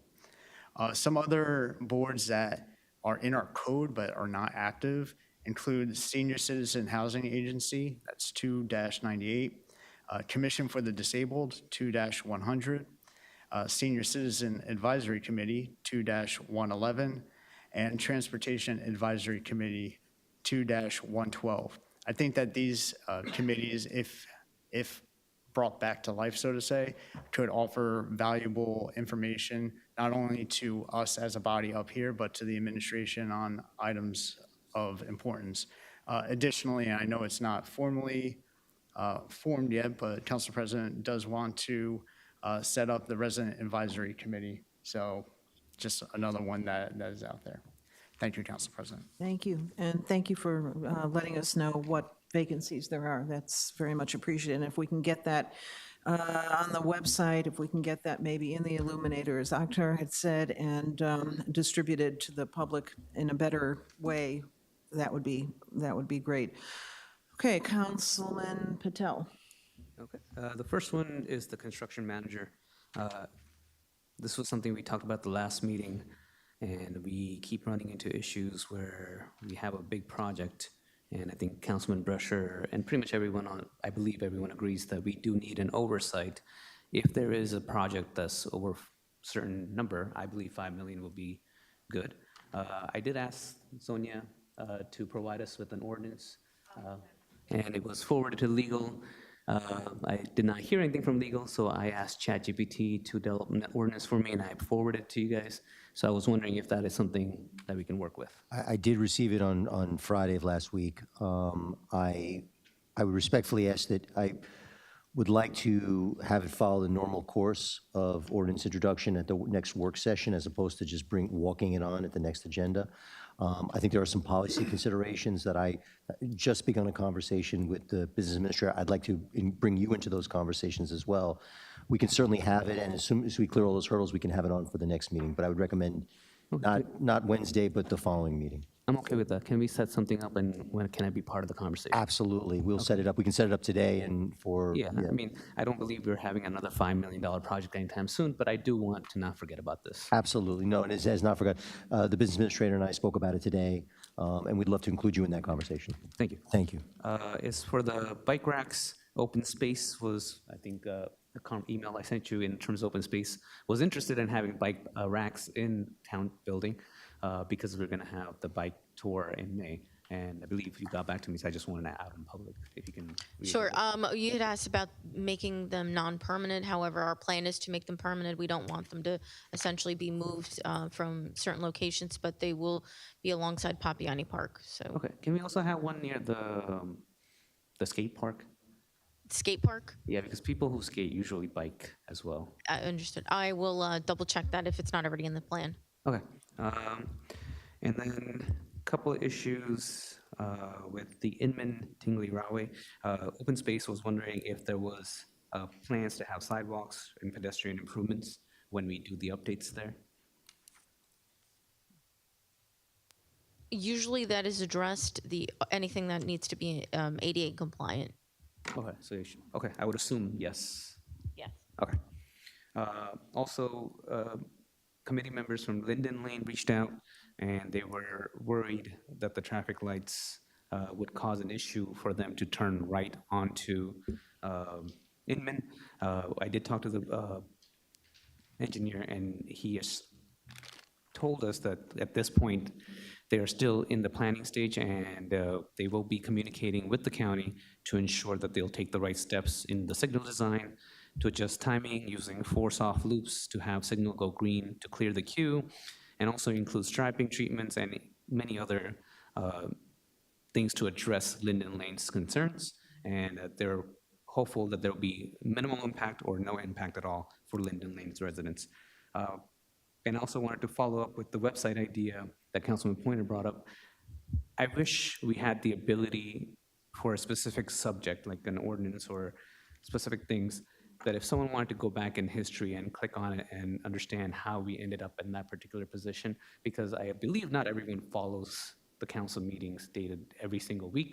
So if there is an issue that they're interested in, I wish with the website updates that we're gonna hopefully put in, maybe we can put in the fact that, hey, I'm interested in this, can I follow this?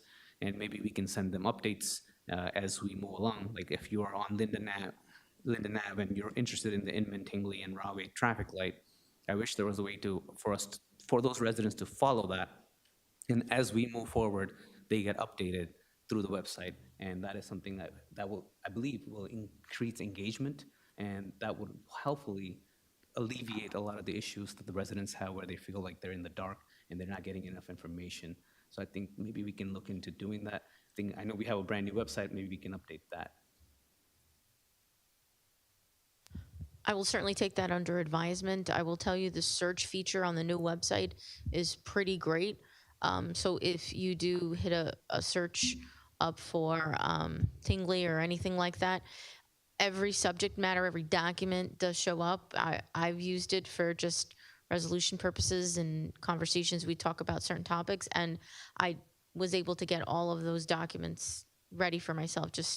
So I will tell you the search feature itself has that capability to any topic, if you will.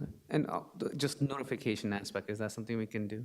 Like if, let's say I'm interested in notification for that particular topic. I can check with our office to see if that is something. Okay, thank you. That's it for me. Thank you, Council President. Thank you. Councilman Patio?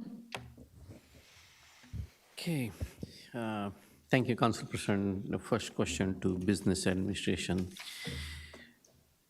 I understand the Glendale is in the litigation, but what I'm looking is the amount, not the purchase cost, but the amount that we spent in terms of the interest plus the litigation fee, what the total as of this meeting. If you can provide that by Wednesday, I don't have to speak out, but at least for my reference, that would be helpful. I'll certainly take that under advisement. Thank you. Sage Architect, we had back and forth. My understanding was we are in the litigation, but looks like we are not. And this is very surprising and strange that we have a vendor who has caused a multiple change orders. Because of his mistake, we are supposed to go and recover that money from his insurance. And here we are after a year, we have not yet in the litigation. So if you can send me, and maybe this question is to attorney, we don't need to go in a back room, but if you can send me one pager, where we stand, what our action plan to recover or recoup that money, that would be helpful. All I can offer as far as Sage Architects is concerned is that once the council failed to renew their contract, we did advise them and that the sole project they were working on has been turned over to CME Engineering. So they are no longer performing any services for the township. I understand that, but we are supposed to go into litigation to recover the money that resulted into the change order. And this is on the tape. We have said that, we have very first change order, I was told, hey, just approve this. We will recover this money from the insurance of the vendor. And that's what I'm using the word litigation. We're supposed to get into litigation, and that didn't happen. And that's where my question comes in. What is our way now to recover that money? Because it's a taxpayer's money. That would be a topic for a closed session. So at any point, if you'd like a closed session on that matter, we can certainly arrange for that. Okay, maybe Council President, Wednesday could be a closed session. This is a serious concern because I have the linkage and the proofs. There is a conflict of interest for many things here. I would recommend if that's something for closed session, that it be not at Wednesday's meeting, but the following meeting. Yeah. after that. So Yeah. the March, the first March Yes, meeting? that would be fine. Okay, Yeah. okay. Jackson Avenue, lot discussion happened on this dais, lot many residents came in. What happened to the grant? Did we return the money, the Jackson Avenue widening, or what happened to the grant money? So the grant money, if we don't spend it, that does get, the state does recoup those funds. My understanding, that project hasn't moved forward. That's where it stands. So that money will be refunded back, should have been refunded by end of last year. We are in February. I'm not sure, I'm not understanding your term of refund, but I can certainly provide a Like- financial, When was this approved? When did we secure or when did we receive the money from the state? When the aid was received? It was last year, 2024, correct? let me just turn to Councilman Pointer's. I apologize, I didn't mean to distract you, okay. but my recollection is that we didn't approve that resolution to accept the funds. So I don't think we've actually received them. And if I'm mistaken, please. I think, we did, approve. We said we will not spend and will return. But again, I would like to double check. And you know what, I can certainly get that from the clerk's office, but Councilman Pointer is correct in that we did not. And the reason for us, the back and forth, was the community meeting and so forth and so on. So I don't recall that was actually approved. Okay, so this will be a question to Cheryl now. If you can please pull the resolution for the acceptance of the grant, whether it was approved by the council or it didn't approve, or we tabled it forever. So I'm looking for that information. I will send you an email to get the details. I think about Jackson, you're talking about Jackson Avenue? Yes. Yeah. My next question is on the flooding remediation updates. Again, this is a long topic. We spoke probably last 3 years. Stephenville, Culvert, Summer Street, JP Stevens Grove, Winding Brook, any change on that? I did get an update, and that is with the legal department, which they're working on easements. Okay, I understand it's 3.5 years. What updates I can get from the legal department? So If we're doing closed session in March, I would probably just add that to the list. Okay. Yeah, there is nothing to be discussed in closed session. It is a black and white. It's a flooding issue. The money was spent on engineering. We are supposed to kickstart the project. If you go back and look at the records, even we said, hey, the engineering study is done. We are ready to roll the sleeves and get the work. The money was even funded as a part of bond. I don't know why we need to go to the closed session unless it is a litigation or confidential matter that public should not be aware. So I'm surprised with that, but we'll discuss during the next meeting. Next one, Ryder DPW area beautification. Again, this is a topic probably more than a year now. I understand the fence was put there. I was told the trees will be planted. The residents are still complaining. Okay, they see the bricks and the gravels from their window. And I was told that we will be planting tall trees so that they don't get that view. Again, this is when our DPW director, Ray, when he came to the podium and he explained, can you please find what's happening there and how soon we can get that done? Sure. Clara Barton, again, probably this is few times I mentioned, if you go on Clara Barton, Amber Avenue, and most of the inner roads closer to J Dynasty and that neighborhood, the utility company ripped our roads. They were in very good condition. We have an ordinance that says anyone who digs our road, they should be restoring to the original condition. As far as I remember, the Amber Avenue was paved probably 4 years ago, not that long. And it is in, I would say, pathetic situation. So I don't know why we are not enforcing our own laws unless, Sonia, you confirm that we received enough money from utility company that we can take on that project and we pave the road. We did receive the payment. I did confirm that from E-Town. And right now, what we're working on is the design aspect of Amboy Avenue. Right now, we're trying to address the drainage issues first. So, but with regard to the utility separately, which is your first question, we did get a check. Okay. Can you tell how much was that money?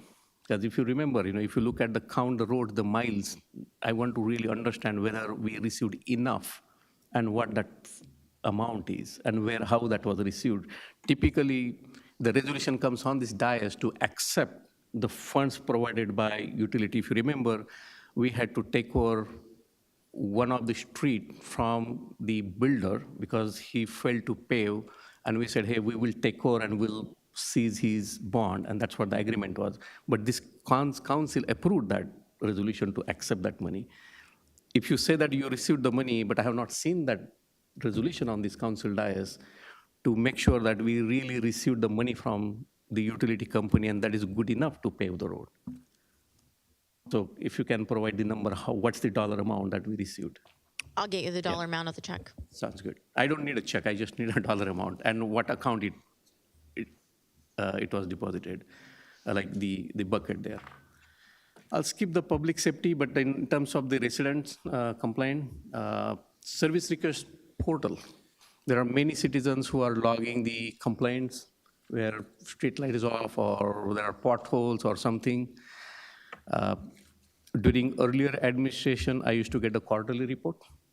And this is, even though the service is good, the system is good to log the complaint, but 95% times the request gets closed without any action. And the resident has no way to know what happened to that request. So can you please provide me I don't want to go 2-3 years, but at least a last one quarter from November, December through February, the service request, how many service requests we received by department and how many were closed, how many were really serviced, that would help. Traffic report on the Inman and Tingley, I requested that during the last council meeting. I was told, yes, we'll provide you the report. Here you go, after a month, I don't have any report. Sonia, if you can help me to get the traffic report for Inman, Tingley, and Rahway. The second traffic report was requested on Calvert and Grove Avenue. There are email exchanges with engineering. I was told the traffic report will be available on Monday. That is today. It will be disbursed to the council and potentially to the residents. Do we know? Because it's pretty much end of day. Could you repeat the report that you're looking for? Calvert and Grove Avenue traffic study report. Okay. So the update that I have from our township engineer,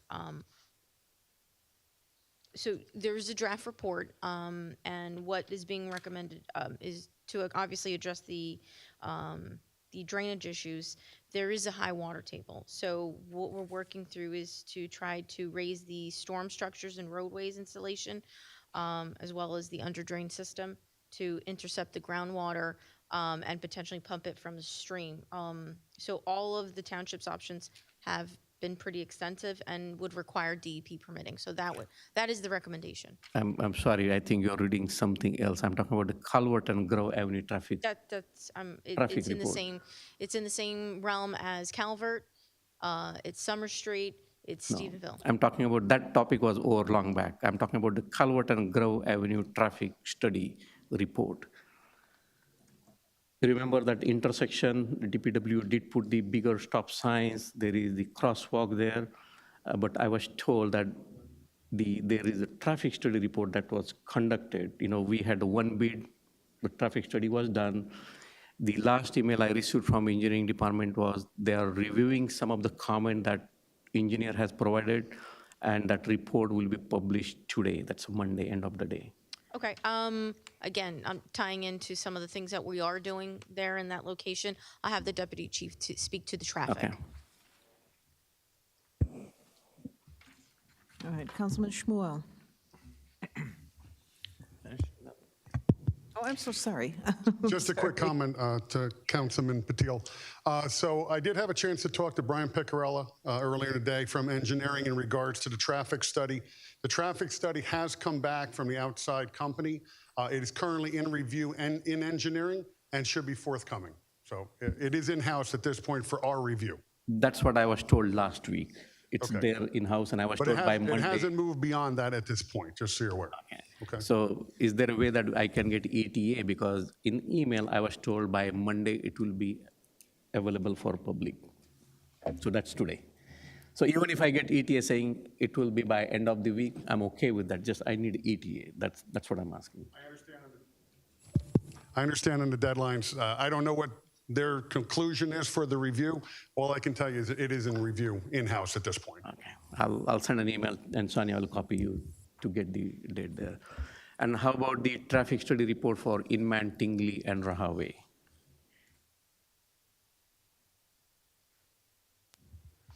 Can you repeat those streets again, please?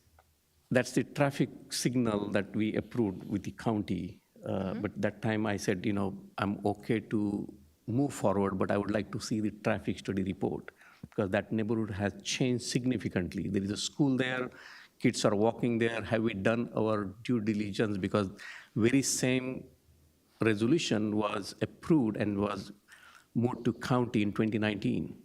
And it came back again in 2025. So this council did, approve that resolution for a county to move forward. But my question that time and even today is, do we have the latest and greatest traffic report? All of that was attached as backup to that resolution. I can certainly resend it. Again, that the day I asked and you will provide that. That was an answer from Brian himself. If this wasn't attached, I wouldn't be asking the question. It was a question, when I asked question to engineer and he said, we will provide you. But if you can go back and if there is an attachment somewhere, I'll be happy to, if you can forward that, if I missed that. But I don't think there was a traffic report there. Councilman Pato, I do have a traffic study that's from that. I can forward that to you that Brian provided to me. It was not in the packet though, right? I am not sure about the status of the package, but I do have one. Okay. Forward to. Okay, if it's received to you personally, if you can forward it. And that is where I'm looking that transparency, all the council members receive that would be, so I don't have to repeat those questions. Thank you, Council President. Okay, thank you. Now, Councilman Shmuel. Thank you, Council President. It's interesting when I put things down as discussion items, I get a lot of calls and people update me on some of the items. So I'm a little more educated. I'm not going to talk as much about them, but real quick on the smart meter program, Sonia. Last time we brought this up, we're waiting for iBank funding. Has that happened? Do we have a timeline on that? I can get that to you by the end of the week. Thank you. I'm going to skip over Comcast. I need to have a conversation. Maybe I'll bring it up next meeting. And the last item, which clearly seems to be a lot more complicated than I thought, deer population. And I know in South Edison, I get a lot of calls lately about the deer. I love the deer. I love seeing the deer. My wife doesn't feel the same because it eats all her plants. But the residents, our constituents, are complaining about the amount of deer. And when I did some research, this has been a topic of conversation, I think, for the past few years in this council. I just wanted to bring it up to the council members, and maybe we could have a discussion offline of how we could harvest the deer in Edison. I don't know if it's the same in North Edison as it is in South Edison. If anybody has any input, I'm all ears. Councilman Patil? I think, we had probably this going on past 5-6 years now, not 1, 2. We had the deer survey done, the expert came in, he spoke, all the different methods to control. We also formed a subcommittee. We went through that, but there is no conclusion. I think this is a topic of maybe discussion for another day, but I will leave it to the council member to make the comment. Listen, I'm going to be honest with you, right? The county can do things, right? And I think the county is doing things on their properties that they have. The problem, I guess, that this body would struggle with, right, is for us just to come and vote no one's going to pay to like neuter the deer, right? That number was astronomical. There was no way possible we were going to spend like $1,000, $1,500 a deer to neuter deer. So the only choice really is to have a hunter cull the herd.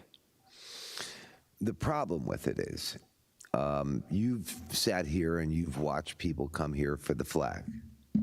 and you've watched people come here for cannabis.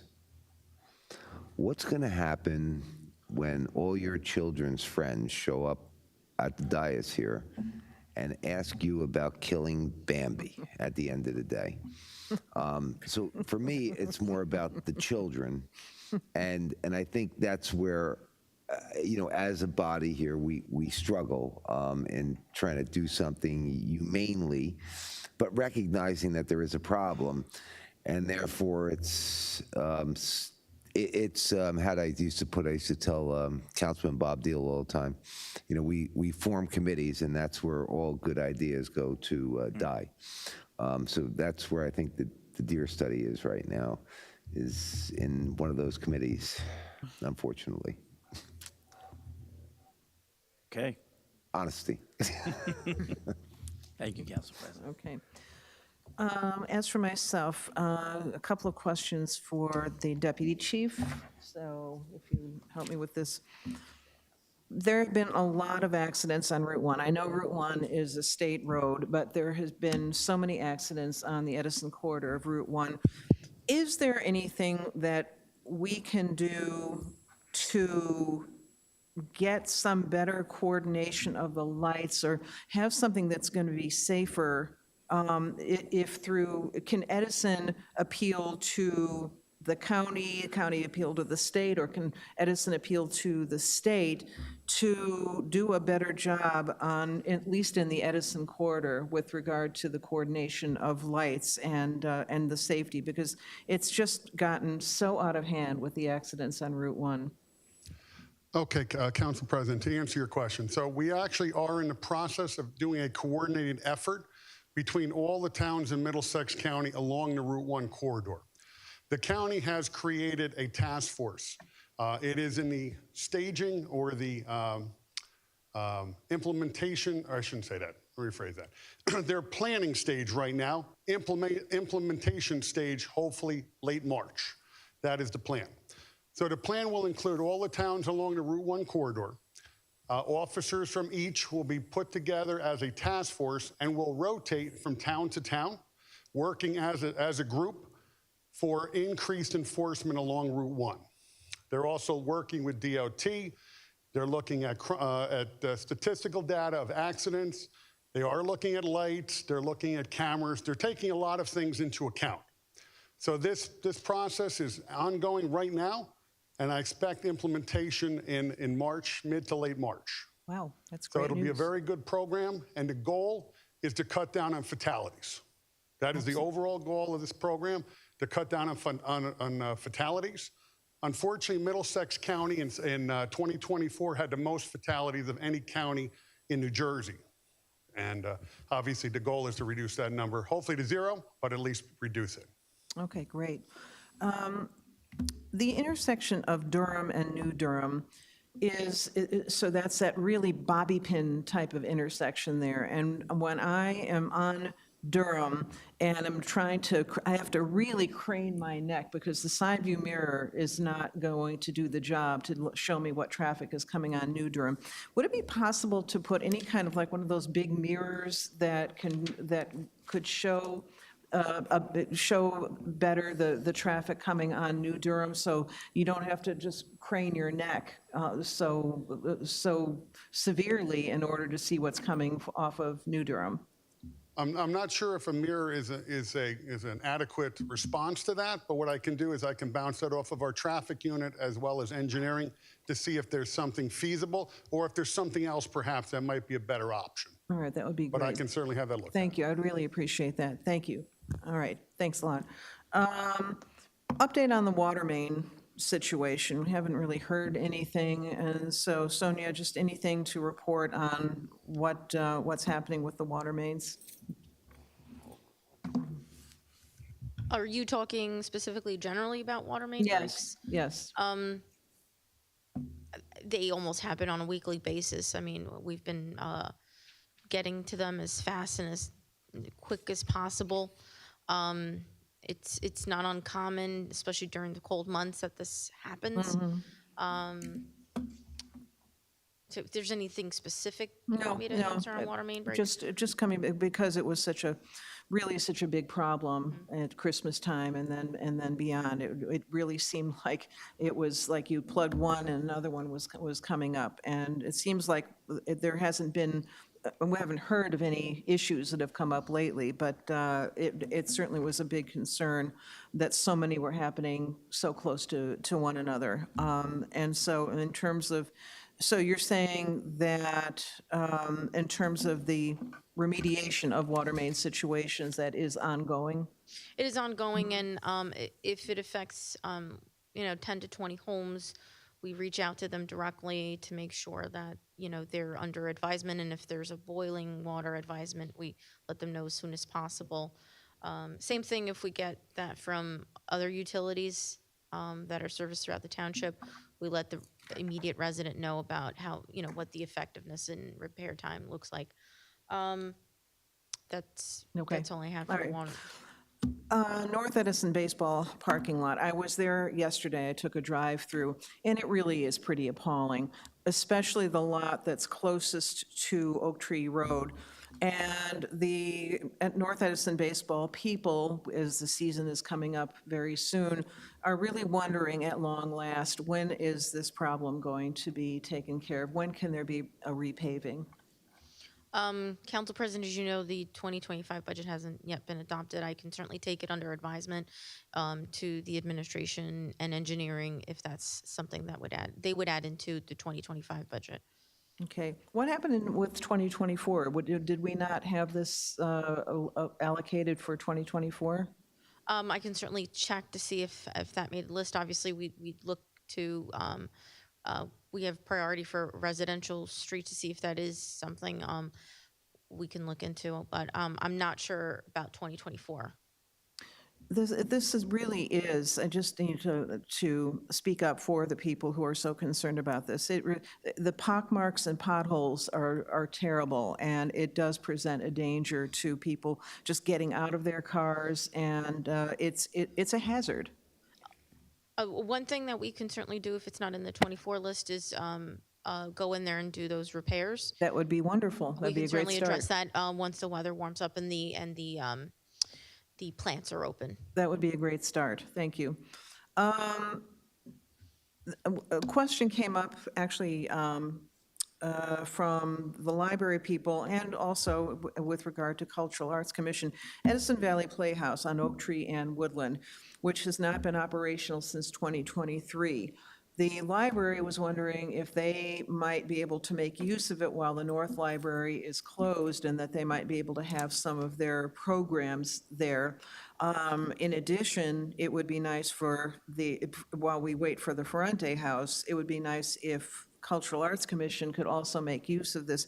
Do we know anything about the condition of the Edison Valley Playhouse, if this would be feasible for us to make use of this? I'm familiar with the space. I don't know that it's habitable, but I can certainly check to see what the condition is. Please do, please do. Animal shelter rehab addition, where are we at with that? I know that we don't really have space to build out, but the question is building up. So with regard to any sort of renovation or expansion, let's call it, it is under review with Public Works and Engineering. So we need to get a professional to give us a proposal to see what that would look like. Any time frame as to when we might get that? I know they're currently working on it, and oftentimes that may take 45 to 60 days. Okay, all right. One more here that was not on my original list. I got a question from a resident about the boat basin and he said, I have not been there recently, but he said that the conditions are getting worse and worse and worse. What's being done, or is there anything that's planned to be done about the conditions of the boat basin? Do you know what conditions specifically? He had sent me, let's see, he texted me, let's see if I can find this. Here it is. I'm not sure exactly where, but there's like a huge log. So the pier itself is pretty much falling into the water, and then there's a log, there are several long logs that are underneath it, and so he's finding the condition even worse than last year. He said that he's concerned someone's going to slip and get hurt or worse. He said $500 would have fixed all of this. And so it's, can someone take a look at the condition of the boat basin and let me know if there's some remediation that can be done there? So, so with regard to all of the logs you're describing, so high tide, low tide, all of that gets dragged in. It's, we're nearly going there on a weekly basis. So, I will check with DPW to see if that's still on track. So regardless, they'll come back over and over again. With regard to the boat basin, I believe FEMA very recently approved the funding for that, for the repairs. So we actually can't make any major repairs. I know we did some temporary measures to make sure that there was concern about getting some boats in there because at the beginning of the season, we were able to do that to a certain extent, but we can't make major repairs to the boat basin without this FEMA approval. And DP, of course, so we can't just go in there and start making certain repairs to that. We did address issues of emergency. If you could just send me those pictures as well. Yeah, I'd I'll be send it. much appreciated. So I certainly would Okay. like to walk out there, take a look to see what we may need to do if there's a handle missing or something All like right, that. thank you. I'll send that to you. Thank you. Okay, all right, that's it for me. So, motion to adjourn? Motion to adjourn. Second. Motion to adjourn approved, and we are adjourned at 8:18 PM. Thank you very much.